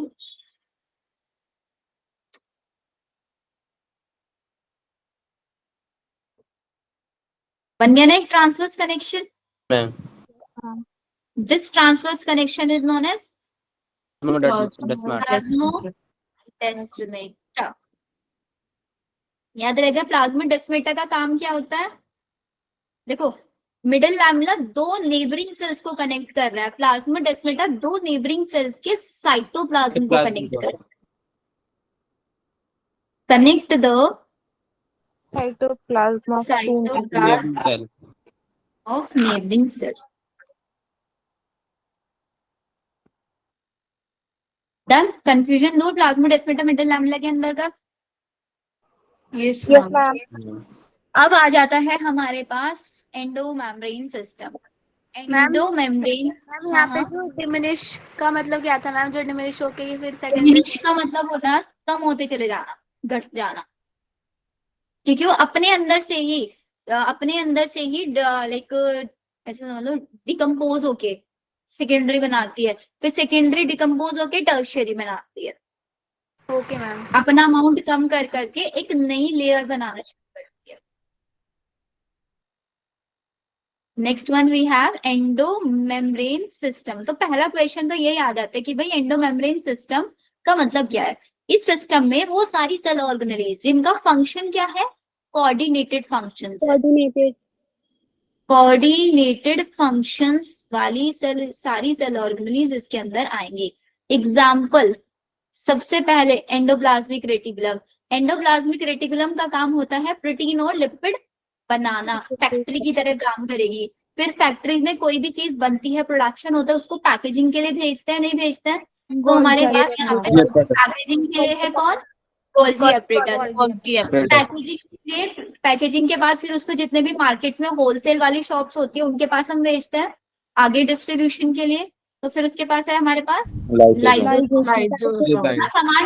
जितना सामान डिस्ट्रीब्यूट हो जाता है, जितना सामान यूज हो जाता है, बाकी का सारा कहाँ पे कर देता है? स्टोर करा देता है। बाकी सब वैक्यूल्स के अंदर स्टोर करा देंगे। तो endoplasmic reticulum, Golgi apparatus, lysosome, vacuoles, ये चार की चार सेल ऑर्गेनलीज का फंक्शन कोऑर्डिनेटेड होता है, इसलिए हमने इनको एंडोमेम्ब्रेन सिस्टम के अंदर रखा है, बाकी और किसी को नहीं रखा। सबसे पहले स्टार्ट करते हैं ईआर। ईआर मतलब एंडोप्लाज्मिक रेटिकुलम। इसकी कैसी स्ट्रक्चर होती है? नेटवर्क लाइक स्ट्रक्चर होती है। इसके नेटवर्क तीन टाइप से फैले रहते हैं। ट्यूबुलर की फॉर्म में भी हो सकते हैं, सिस्टर्नी की फॉर्म में भी हो सकता है, और वेसाइकल्स की फॉर्म में भी हो सकता है। ट्यूबुलर, सिस्टर्नी, वेसाइकल्स तीनों फॉर्म में होता है, और इसके नेटवर्क साइटोप्लाज्म के अंदर स्कैटर्ड होते हैं इवनली। एंडोप्लाज्मिक रेटिकुलम जनरली क्या काम करता है? आपके साइटोप्लाज्म को दो पार्ट में डिवाइड कराता है, इंट्रा ल्यूमिनल और एक होगा एक्स्ट्रा ल्यूमिनल। इंट्रा ल्यूमिनल मतलब वो पार्ट जो एंडोप्लाज्मिक रेटिकुलम के अंदर आ गया, बिकॉज ये एक नेटवर्क लाइक स्ट्रक्चर है जो आके साइटोप्लाज्म में बैठ गई है। तो इसके अंदर कुछ साइटोप्लाज्म वाला पार्ट इकट्ठा हो गया होगा या नहीं हो गया होगा? Yes ma'am. देखो, ये हमारे पास साइटोप्लाज्म,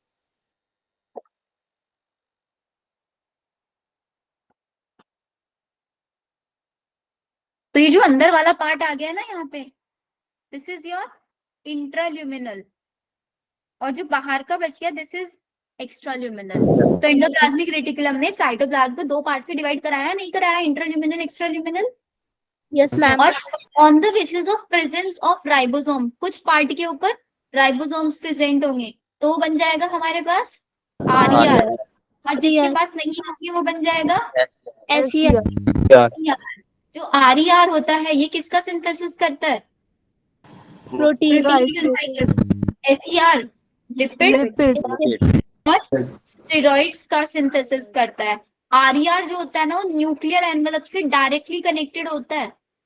अगर आपसे क्वेश्चन पूछे कौन सा आरईआर और एसईआर में से न्यूक्लियर मेम्ब्रेन से डायरेक्टली कनेक्टेड है, विच इज योर आरईआर। क्यों? मॉलिक्यूलर बेसिस ऑफ इनहेरिटेंस में एक चीज पढ़ी है, जो न्यूक्लियस है हमारा, न्यूक्लियर पोर के थ्रू निकल के आता है बाहर, कौन? एमआरएनए। और एमआरएनए आता है फिर उसको राइबोसोम से तो ढूंढता है ना, राइबोसोम्स की small unit, large unit, Yes. और वो प्रोटीन बनवाता है। तो प्रोटीन वो साइटोप्लाज्म में कहाँ बन के कहाँ बनता है? इंट्राल्यूमिनल मैट्रिक्स में बनता है। वो जो पूरा प्रोसेस चलता है ट्रांसलेशन, वो यहाँ पे चल रहा होता है। तो इसीलिए बोलते हैं कि डायरेक्टली कनेक्टेड होता है आपके न्यूक्लियर मेम्ब्रेन से, न्यूक्लियर पोर्स के थ्रू, ताकि इजीली आरएनए बाहर निकल के आ जाए, एमआरएनए। फिर नेक्स्ट हमारे पास सेल ऑर्गेनेली आती है, कौन? Golgi apparatus. गोल्जी एपरेटस का काम सबसे पहले, गोल्जी एपरेटस इज कौन से साइंटिस्ट ने डिस्कवर किया था? कैमिलियन गोल्जी, 1898 में। और ये कैसी स्ट्रक्चर है जो बहुत डेंसली स्टेन्ड होती है ये, मतलब इसको हमें बहुत अच्छे से कलरिंग देना पड़ेगा, तब हम इसको इजीली माइक्रोस्कोप में देख पाएंगे। डेंसली स्टेन्ड स्ट्रक्चर है, किससे बनी होती है? इसके अंदर सिस्टर्नी लाइक स्ट्रक्चर्स होती हैं। कितने साइज की? 0.5 माइक्रोमीटर से 1.0 माइक्रोमीटर तक के साइज की प्रेजेंट होती है। ये सिस्टर्नी एक दूसरे से पैरेलली अटैच होती है, ऐसे पैरेलली प्रेजेंट होती है। तो ये these are the stacked parallel to each other.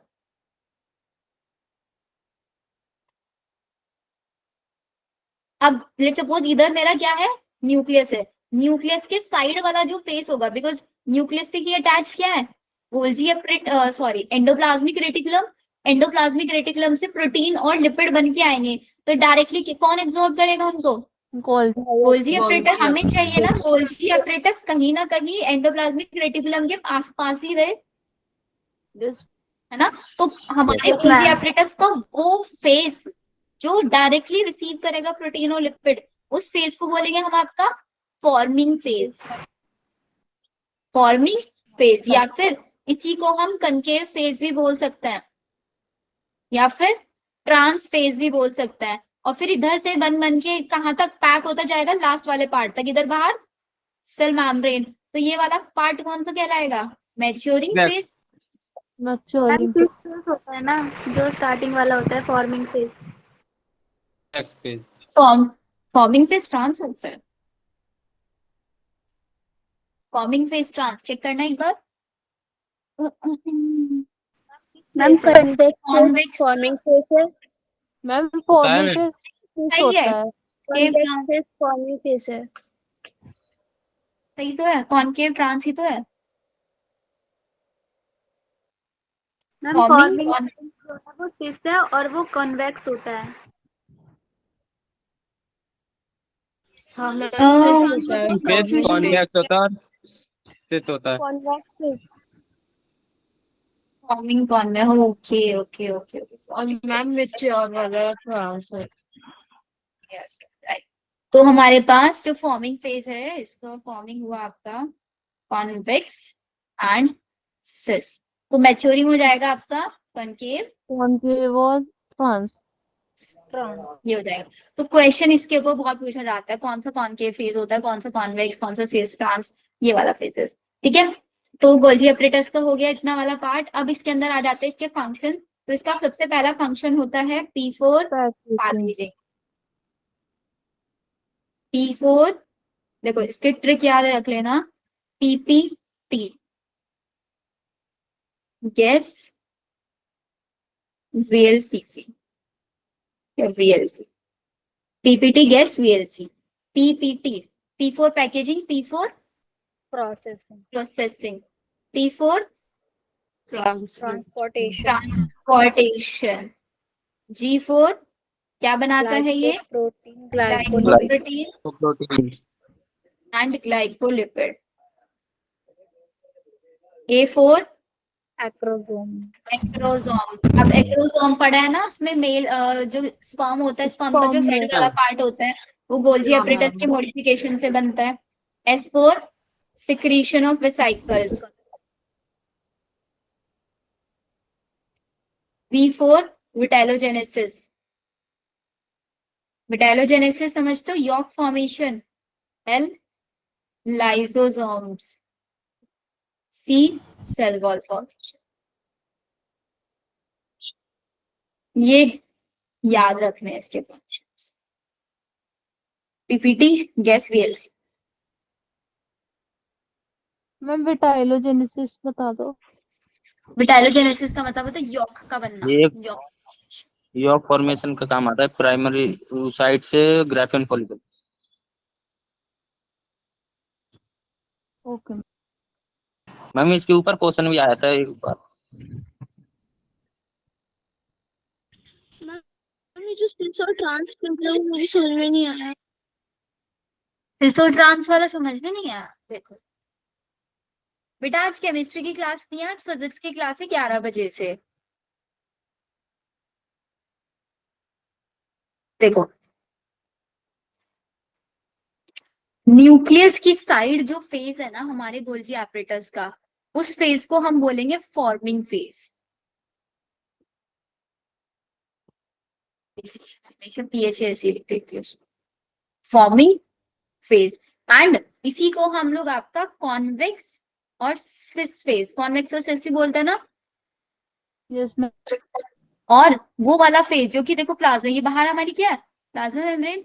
इस प्लाज्मा मेम्ब्रेन के साइड है, इसको बोलेंगे हम आपका कॉन्केव मैच्योरिंग मैच्योरिंग, कॉन्केव और ट्रांस। और ट्रांस। अब मैच्योरिंग और फॉर्मिंग क्यों बोला, बिकॉज इधर से प्रोटीन और लिपिड बन के आएंगे, ये डायरेक्टली इसको कैच करेगा और फिर उसकी पैकेजिंग कर करके मैच्योर होके एंड तक ही निकलेगा ना यहाँ तक। और इधर ही बाहर मेरे पास क्या प्रेजेंट होंगे आपके, लाइसोसोम।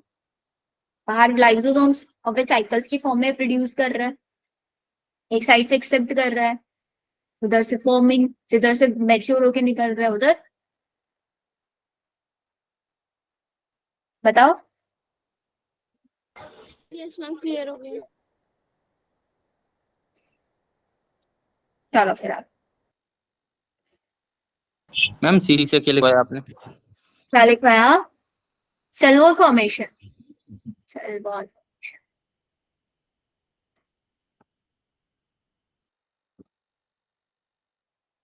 मैम इतना सारा काम है इसका गोल्जी बॉडी का। इतना सारा काम है गोल्जी बॉडी का। वैसे रोल तो देखो इसमें ये एक्रोसोम, विटेलोजेनेसिस, ये सब तो बाकी वाले चैप्टर्स में हम पढ़ ही लेते हैं, लेकिन इनके ऊपर क्वेश्चन आ जाते हैं, इसलिए मैंने सब कुछ यहीं पे लिखवा दिया। एक्रोसोम, विटेलोजेनेसिस ये ह्यूमन रिप्रोडक्शन में पढ़ लेते हैं ना हम लोग। Yes yes ma'am. तो फिर बच्चे याद नहीं रखते हैं, याद है। आगे आ जाओ।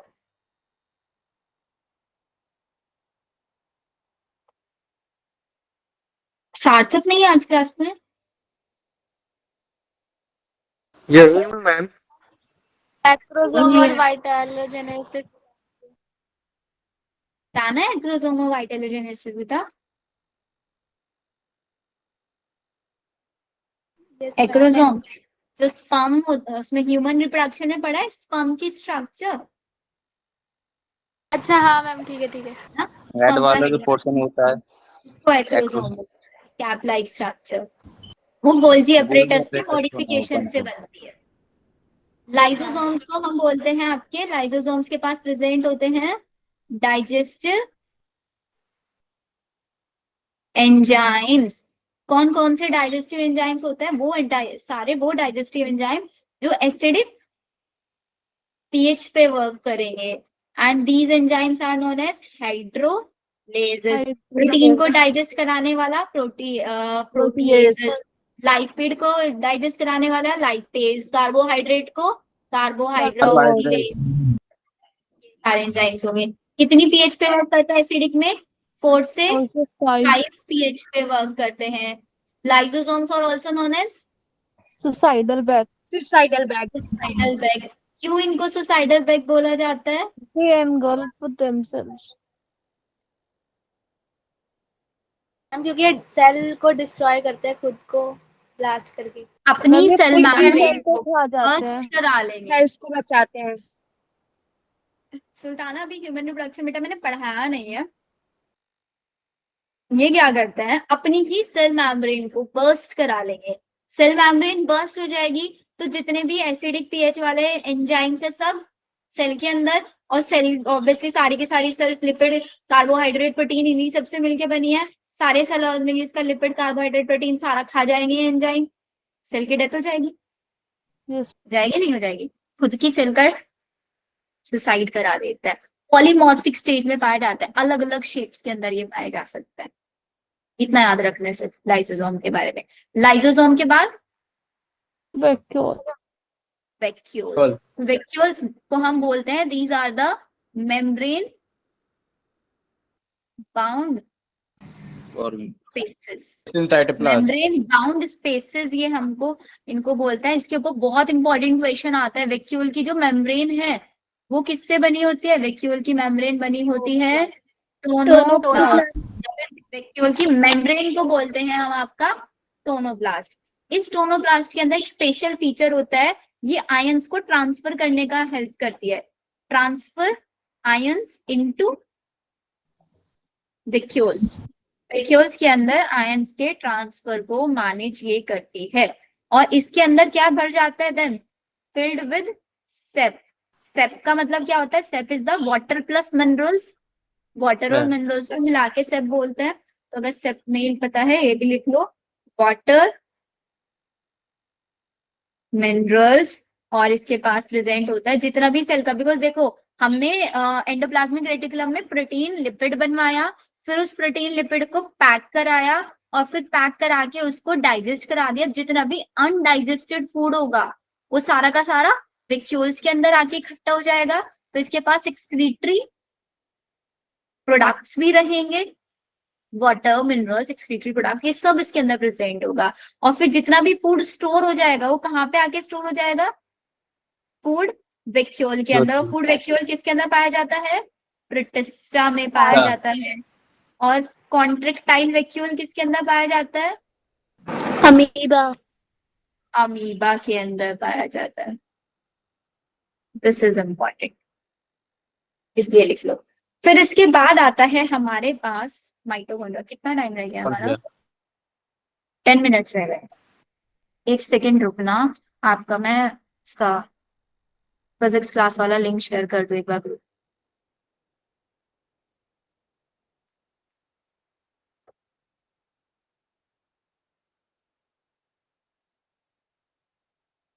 छोटा सा ही पॉइंट रह गया ना, जैसे माइटोकॉन्ड्रिया रह गया है और आपका प्लास्टिड्स रह गए हैं और आपका न्यूक्लियस। न्यूक्लियस तो वैसे हमने मॉलिक्यूलर बेसिस में पढ़ ही लिया है पूरा अच्छा डिटेल में। एंड देन इसके बाद आपका क्रोमोसोम्स की स्ट्रक्चर रह गई है, साइटोस्केलेटन, मतलब अराउंड 15-20 मिनट का टॉपिक रह गया है बस ये। तो मैम एक्सटेंड कर लो। बेटा एक्सटेंड नहीं कर सकते ना क्लास, बिकॉज दूसरी क्लास है बच्चों की, नहीं तो मैं आज चैप्टर को फिनिश ही करा देती। मैम इवनिंग में कोई क्लास रख लेना, चैप्टर फिनिश हो जाएगा। इवनिंग में? Yes ma'am. इवनिंग में देखना पड़ेगा मेरा कौन सा स्लॉट फ्री होगा।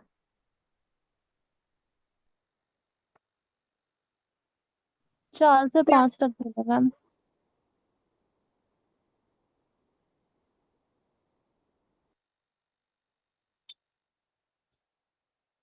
अगर आप लोग लाइक 11 बजे से क्लास है, अगर आप लोग दूसरी क्लास ऐसे ही नॉन स्टॉप ले सकते हो तो मैं एक्सटेंड करा दूँ। Yes ma'am.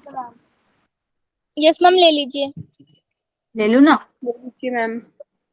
ठीक है, ठीक। यस मैम, ले लो, एक दिन में एक चैप्टर खत्म हो जाएगा। इवन टारगेट तो वही है एक चैप्टर को, बट ऐसा होना चाहिए बच्चों कि चैप्टर फिनिश तो मैं करा रही हूँ, ऐसे नहीं कि सिर्फ हवा में उड़ रहा है चैप्टर, अच्छे से समझ में आना चाहिए। यस मैम, आ रहे हैं। मैम समझ भी रहे हैं, साथ साथ में नोट्स बना रहे हैं, फिर उसके एक शाम को एक बार जाके रिवाइज कर लेंगे एंड फिर 2-3 दिन बाद रिवाइज करते रहेंगे। बार एनसीईआरटी खुद से जरूर पढ़ लेना बहुत अच्छे से, और वैसे भी मैं ट्राई कर रही हूँ कि एनसीईआरटी का एक एक पॉइंट आप लोगों को लिखवा ही रही हूँ, यहाँ पे आप लोग मैच भी कर रहे होंगे। Yes ma'am. चलो, तो इतना हम लोगों ने कर लिया, फिर आता है हमारे पास माइटोकॉन्ड्रिया। माइटोकॉन्ड्रिया का रोल जनरली जो अच्छा इवनिंग में ना मैं एक क्लास में आज वो स्टार्ट कर रही हूँ, रेस्पिरेशन प्लांट। आप लोगों ने पढ़ रखा है वो chapter? Yes ma'am. Yes ma'am. Ma'am जिसने पढ़ रखा है वो तो मत आना क्लास में, लेकिन जिसने नहीं पढ़ रखा ना वो आ जाना क्लास में। डिटेल में मैं रेस्पिरेशन प्लांट कराऊंगी, फोटोसिंथेसिस वाला भी आप लोगों ने पढ़ ही लिया होगा, उसमें आप लोगों मैम को कितने बजे? माइटोकॉन्ड्रिया का टाइमिंग आज बेटा वही होगी 7 या 8:30। आप तो नहीं ले पाओगे निगम, बिकॉज आपका तो 12th वाला क्लास होगा। Yes ma'am. देखो भाई, माइटोकॉन्ड्रिया सबसे पहले माइटोकॉन्ड्रिया की जो शेप होती है वो वेरी कर सकते हैं, लेकिन इसकी मोस्ट कॉमन शेप क्या होती है? सॉसेज और स्पेंट्रिकल। इसकी जो लेंथ होती है,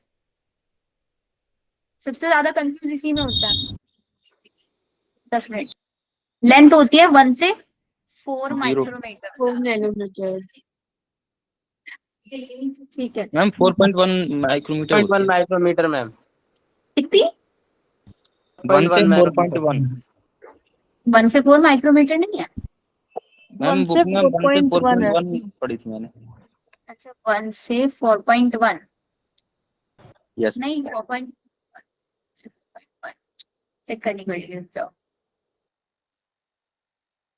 1 से हाँ सही है, 1 से 4.1। भाई 1 से 4.1 लिख लो या 4 लिख लो, बात तो एक ही है ऑलमोस्ट। तो ये हमारे पास लेंथ हो गई, हाँ सही है। फिर डायमीटर इन्होंने बताया हुआ है, कितना डायमीटर है? 0.2 से माइक्रोमीटर से 1 मीटर। 1 माइक्रोमीटर। 1 माइक्रोमीटर। पॉइंट और एवरेज इन्हें दिया हुआ है 0.5 0.5। माइटोकॉन्ड्रिया और क्लोरोप्लास्ट ये ऐसी दो सेल ऑर्गेनेलीज है जिनको सेमी हम बोलते हैं ऑटोनोमस।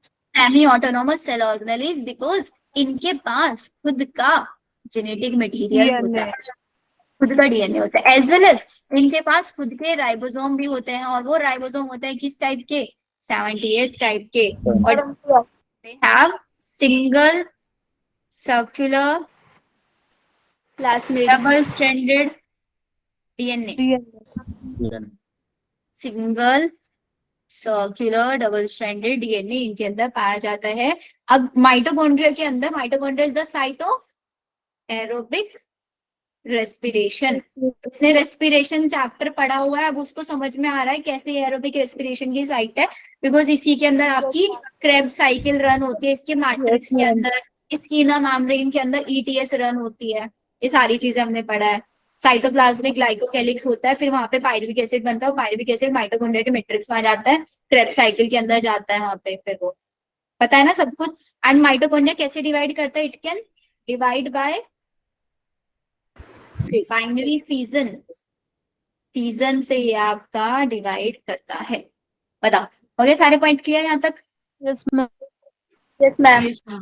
अब इसके बाद ना एक बार एनसीईआरटी में देखो पेज नंबर 135 पे डायग्राम मैं भी बनवा नहीं रही हूँ बिकॉज थोड़ा सा टाइम कम है। डायग्राम में आप देखोगे सबसे आउटर मेम्ब्रेन होगी, फिर इनर मेम्ब्रेन। इनर मेम्ब्रेन के अंदर इमेजिनेशन से, imagination is known as crista. क्या बोलेंगे इनको? क्रिस्टा। और जो इनर सारा का सारा पार्ट होगा उस इनर पार्ट को हम बोलेंगे matrix. Inner part is known as matrix. फिर ये बोलते हैं इनर के अंदर क्रिस्टा है। क्रिस्टा फोल्डिंग्स है ना एक टाइप से, तो सरफेस एरिया इंक्रीज करेगा नहीं करेगा? करेगा ना। फिर इसके बाद इन्होंने एक लाइन लिखी हुई है, देखो ध्यान से पढ़ना इस लाइन को, इसके ऊपर स्टेटमेंट वाला क्वेश्चन बनता है।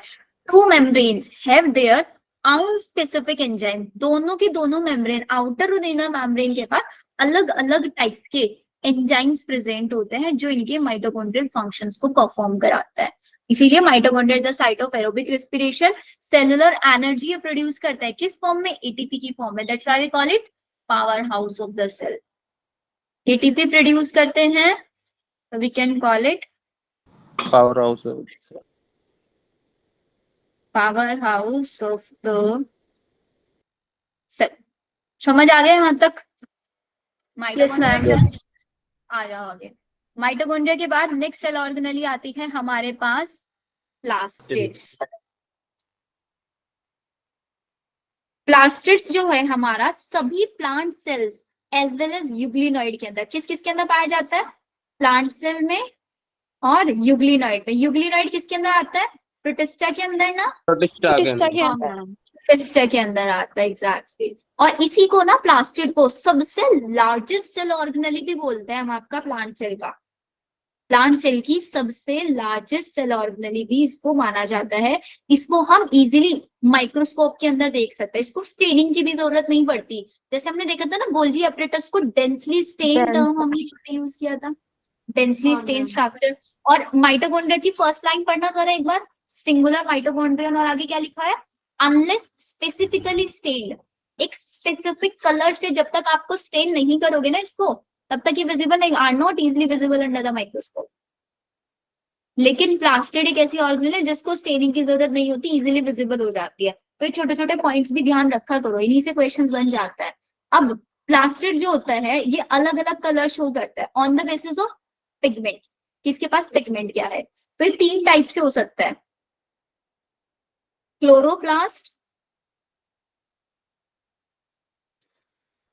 Chromoplast leucoplast and leucoplast. Leucoplast के बारे में बहुत सिंपल सी चीज है कि भाई leucoplast is colourless plastid. Plastid होता है भाई, इसके पास कलर तो है नहीं, और प्लास्टिड का काम तो कलर ही जनरली है। तो ये क्या काम कर रहा होगा? ये फूड स्टोर में हेल्प करेगा, यस मैम। स्टोरेज में हेल्प करेगा। कि अब ये किस टाइप को स्टोर करता है? लेट्स सपोज अगर ये आपका स्टोर कर रहा है किसको? स्टार्च को, तो हम इसको बोलेंगे एमाइलोप्लास्ट। यहाँ से एक क्वेश्चन, अगर इस चैप्टर से 3 से 4 क्वेश्चन आ रहे हैं तो एक क्वेश्चन इस टॉपिक से मिलेगा ही मिलेगा आप लोगों को। अगर ये आपका स्टोर कर रहा है, स्टार्च का स्टोर किसके अंदर होगा? पोटैटो के अंदर ना सबसे ज्यादा। ऑयल्स और फैट को स्टोर कर रहा है, तो ऑयल्स और फैट को ये स्टोर करता है किसमें? तब क्या बोलेंगे इसको? एलियोप्लास्ट। ऑयल्स और फैट को एलियो, तो फिर एलाइलोप्लास्ट।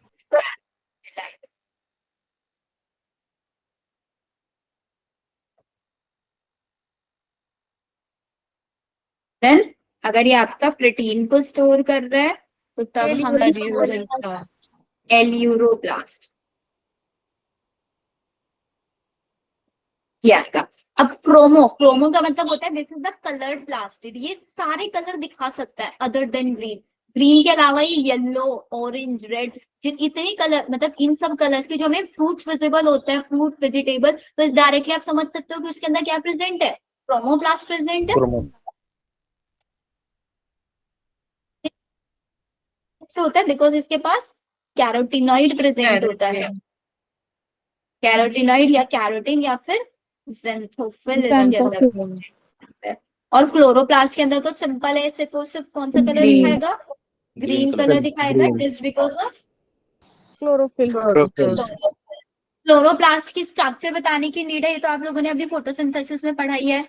आउटर मेम्ब्रेन, इनर मेम्ब्रेन, सारा अंदर वाला पार्ट स्ट्रोमा जिसके अंदर डार्क रिएक्शन होती है, थाइलाकोइड स्टॉक लाइक स्ट्रक्चर्स, एक थाइलाकोइड पूरी स्ट्रक्चर ग्रेना, दो ग्रेना को कनेक्ट करता है स्ट्रोमल लैमिना जिसके अंदर सिर्फ और सिर्फ साइक्लिक फोटोफॉस्फोराइलेशन चलता है। ये तो आता है सबको। इसके अंदर भी खुद का 70s राइबोसोम प्रेजेंट होगा और double stranded circular DNA present. सिर्फ इतनी चीजें आप लोगों को याद रखनी है। बस इसके अलावा एक एक्स्ट्रा चीज यहाँ पे जो आप लोगों को ऐड करनी है वो है क्लोरोप्लास्ट के नंबर के ऊपर थोड़ा डेटा दिया हुआ है एनसीईआरटी ने। क्या डेटा दिया हुआ है कि भाई अगर हम क्लोरोप्लास्ट का अमाउंट की बात करें,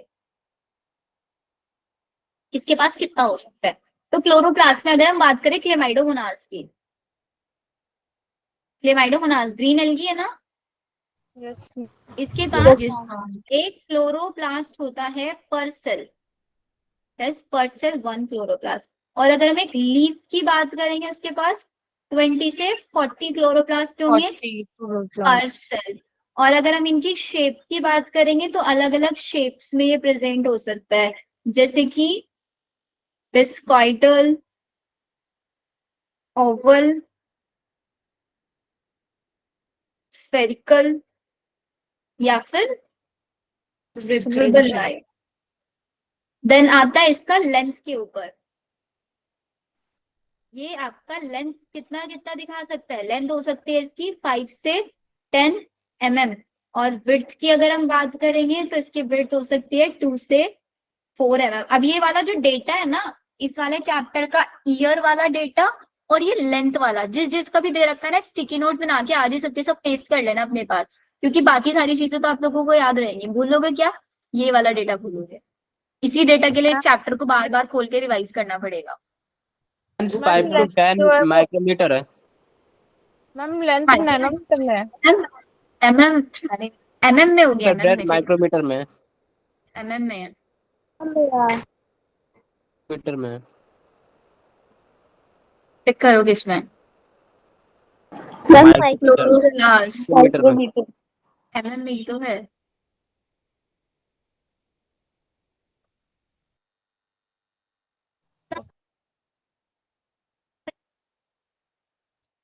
क्लोरोप्लास्ट की इनर मेम्ब्रेन है, एनसीईआरटी की लाइन है, क्लोरोप्लास्ट की इनर मेम्ब्रेन बहुत कम परमेबल है, सब्सटेंसेस को इजीली पास ऑन नहीं होने देती। लेकिन क्लोरोप्लास्ट की जो आउटर मेम्ब्रेन है उसके पास पोरिन्स प्रेजेंट होता है।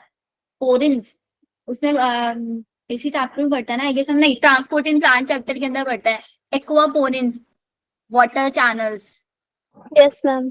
होगा ना यार थोड़ा थोड़ा। 8 डिफरेंट टाइप्स के एक्वापोरेंस, 8 एक्वा वाटर चैनल्स, ये वाला टॉपिक पढ़ता है, तो वो उसमें पढ़ेंगे हम लोग वहाँ पे कि जो हमारे पास ये प्लास्टिड्स होता है, प्लास्टिड्स की मेम्ब्रेन के अंदर पोरेंस पाए जाते हैं आउटर मेम्ब्रेन में, इनर मेम्ब्रेन लेस परमेबल होती है। ये चीज आपका। अब एक बहुत important question, water soluble pigment plants के अंदर एक अकेला वाटर सॉल्युबल पिगमेंट कौन सा होता है?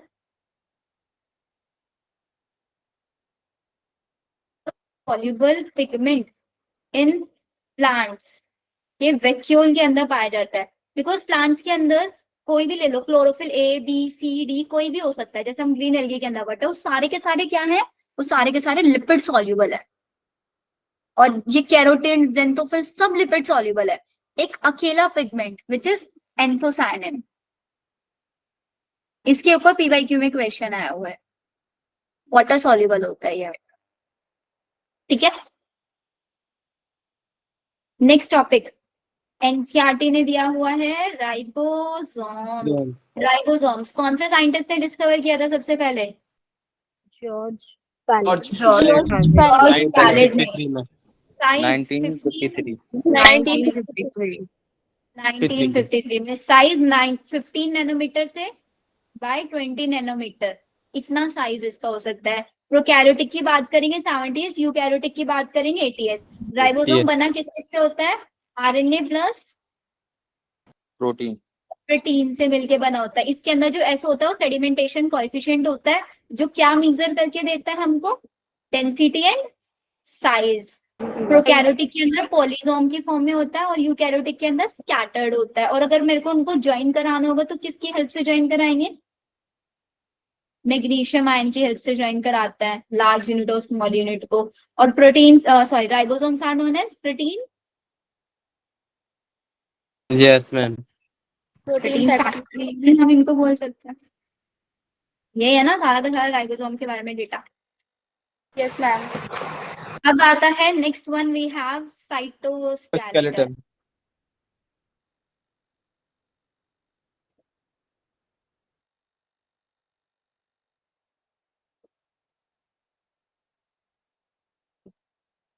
साइटोस्केलेटन क्या काम करता है? ये जैसे हमारा स्केलेटल सिस्टम है, हमें एक मैकेनिकल सपोर्ट, एक मोटाइलिटी, एक प्रॉपर शेप बना के देता है हमारी बॉडी की, ऐसी सेल्स के अंदर होता है। साइटोस्केलेटन इनको मैकेनिकल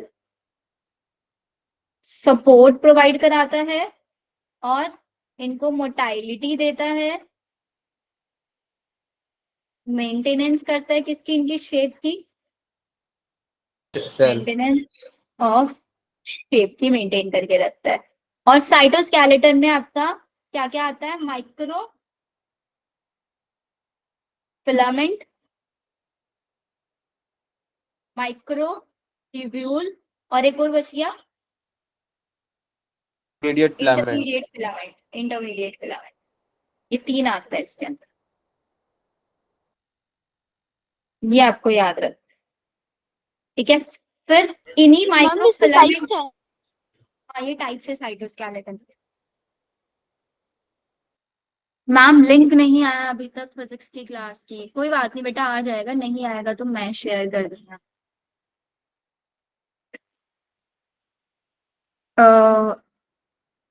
एक सेकेंड,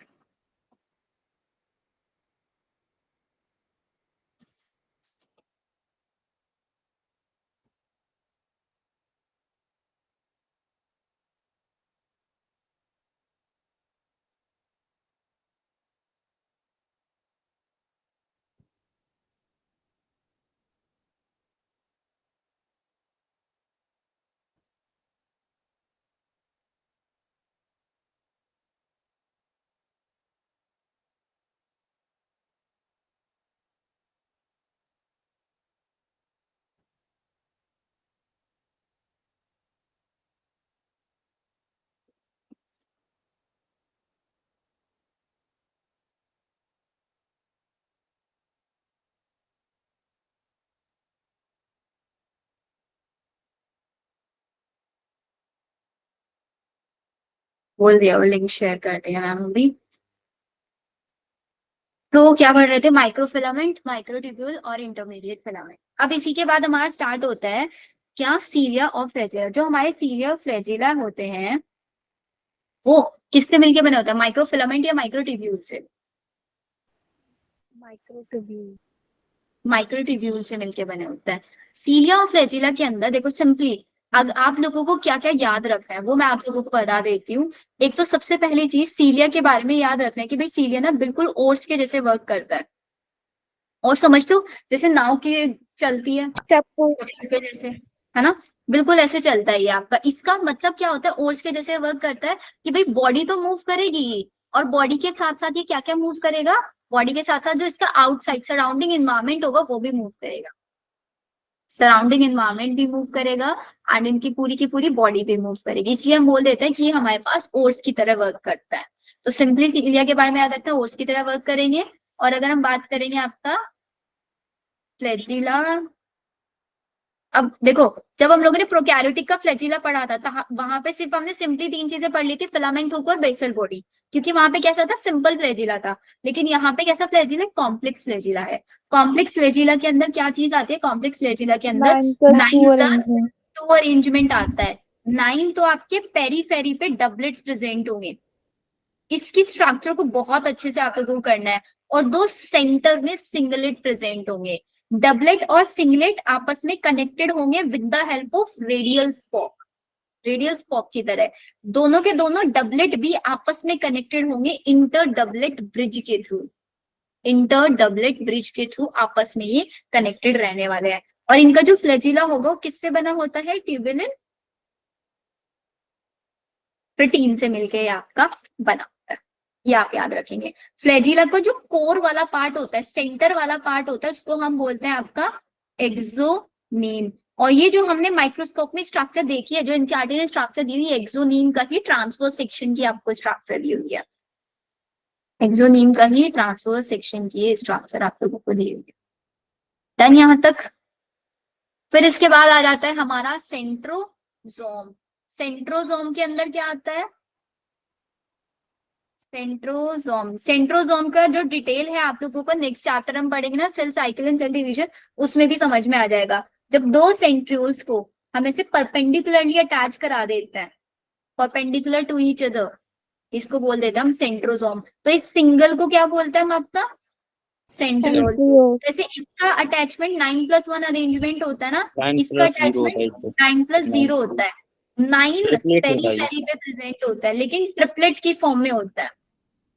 और इसकी स्ट्रक्चर बिल्कुल ना कार्ट व्हील के जैसे दिखाई देती है आपको, कार्ट व्हील लाइक स्ट्रक्चर आपको ये दिखाई देगी। एंड इसी सेंट्रोजोम के चारों तरफ प्रेजेंट होगा एक amorphous pericentriolar material, pericentriolar material, ये आपको याद रखना। ऑलमोस्ट चैप्टर फिनिश हमारा। अब इसके बाद सिर्फ क्या बच गया? क्रोमोसोम्स वाला पार्ट बच गया। क्रोमोसोम्स वाला नेक्स्ट चैप्टर में करा ही दूंगी मैं आप लोगों को। 4 टाइप के क्रोमोसोम था, मेटासेंट्रिक, सेंटर में हुआ मेटासेंट्रिक, सेंटर से थोड़ा सा अवे हुआ सब मेटासेंट्रिक, बिल्कुल टर्मिनल एक मतलब बिल्कुल एक ऐसा होगा कि एक बहुत छोटी आम हो गई, एक बड़ी लार्ज साइज की आम हो गई, एक्रोसेंट्रिक, और आपका सेंटर में बिल्कुल टर्मिनल पे चला गया वो टीलोसेंट्रिक। न्यूक्लियस होता है, न्यूक्लियस की स्ट्रक्चर पता ही है हम लोगों को पूरा, उसके अंदर जेनेटिक मटेरियल होता है एंड उसके अंदर आपका इंटरफेस वगैरह, ये सारी की सारी फेजेस के बारे में उन्होंने कुछ थोड़ा थोड़ा सा लिखा हुआ है इसी चैप्टर में, जो हम नेक्स्ट चैप्टर में पूरा का पूरा कवर अप कर लेते हैं। मैम ये जो सेंट्रोजोम है मैम, इसका स्ट्रक्चर बना दीजिएगा। सेंट्रोजोम का स्ट्रक्चर बेटा कार्टवील वाला स्ट्रक्चर देखो ना, बिल्कुल सिंपल सा स्ट्रक्चर होता है इसका। मैम जी मैम ग्राम पॉजिटिव और ग्राम नेगेटिव बता दो एक बार। ये हमारे पास एक ग्राम साइंटिस्ट थे सॉरी, जिन्होंने बैक्टीरिया को 2 पार्ट्स में डिवाइड किया था on the basis of staining. बहुत सारे बैक्टीरिया लिए, एक जेंटाइन वॉयलेट स्टेन के अंदर उन्होंने डाल दिया उनको, एंड फिर उसके बाद उनको अल्कोहल से वॉश आउट कर दिया अच्छे से। देखा कुछ बैक्टीरियाज के ऊपर तो कलर रह गया था, कुछ बैक्टीरियाज का कलर वॉश आउट हो गया था। जिनका कलर वॉश आउट हो गया, जिनका कलर निकल गया, उनको बोल दिया ग्राम नेगेटिव, जिनके ऊपर कलर रह गया उनको बोल दिया ग्राम पॉजिटिव।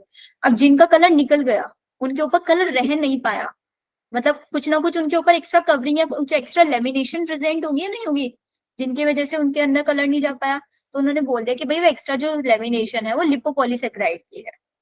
इसलिए सारे ग्राम नेगेटिव बैक्टीरिया वो बैक्टीरिया जिनके ऊपर एक्स्ट्रा लिपिड की या लिपोपॉलीसेकेराइड की कवरिंग पाई जाएगी, ग्राम पॉजिटिव जिसके ऊपर नहीं पाई जाएगी। मैम जो आप ये एक एक सर्कल बना रहे हैं मैम, ये वो ट्रांसवर्स सेक्शन में परपेंडिकुलर अरेंज सेंट्रियोल। ये माइक्रोट्यूब्यूल्स ऐसे ऐसे। मैम ये जो पीपीएलओ और माइकोप्लाज्मा होते हैं डिफरेंट अलग अलग चीजें हैं? सेम है वो, same pleuropneumonia like organ. Ma'am but जब एनसीईआरटी में पढ़ते हैं तो एनसीईआरटी पेज नंबर 127 एंड में लिखा हुआ है, एंड Yes, लिखा ma'am. हुआ है, वो सिर्फ कंफ्यूजन के लिए ऐसे समझ लो, बट एक ही होता है तो। Okay ma'am. ठीक है, तो अभी आप एक काम करो, 15 मिनट्स रेस्ट कर लो, नहीं तो बहुत ज्यादा हेक्टिक हो जाएगा, बिकॉज 1.5 घंटा फिर फिजिक्स की क्लास चलेगी, और फिजिक्स के लिए तो माइंड थोड़ा सा रिफ्रेश होना चाहिए। 11 बजे से एग्जैक्ट खुशी मैम स्टार्ट कर देंगी क्लास। एक और चीज याद रखना, देखो क्लास में बच्चों का स्ट्रेंथ कितना कम हो गया है एंड तक आते आते। ये ना मैम आपको स्टार्ट कराएंगे यूनिट्स एंड मेजरमेंट, और I guess units and measurement का मैंने आप लोगों का टेस्ट भी लिया हुआ है शायद से, है ना? तो मैम को अगर आपको यूनिट्स एंड मेजरमेंट अच्छे से आता है तो मैम को बोल देना कि मैम आप ना डायरेक्टली पीवाईक्यू से स्टार्ट कर लो, और सिंपली क्वेश्चंस कोई किसी भी में भी करो, बायो में करो, फिजिक्स में करो, केमिस्ट्री में करो, पीवाईक्यूज के अलावा और क्वेश्चंस मत करना।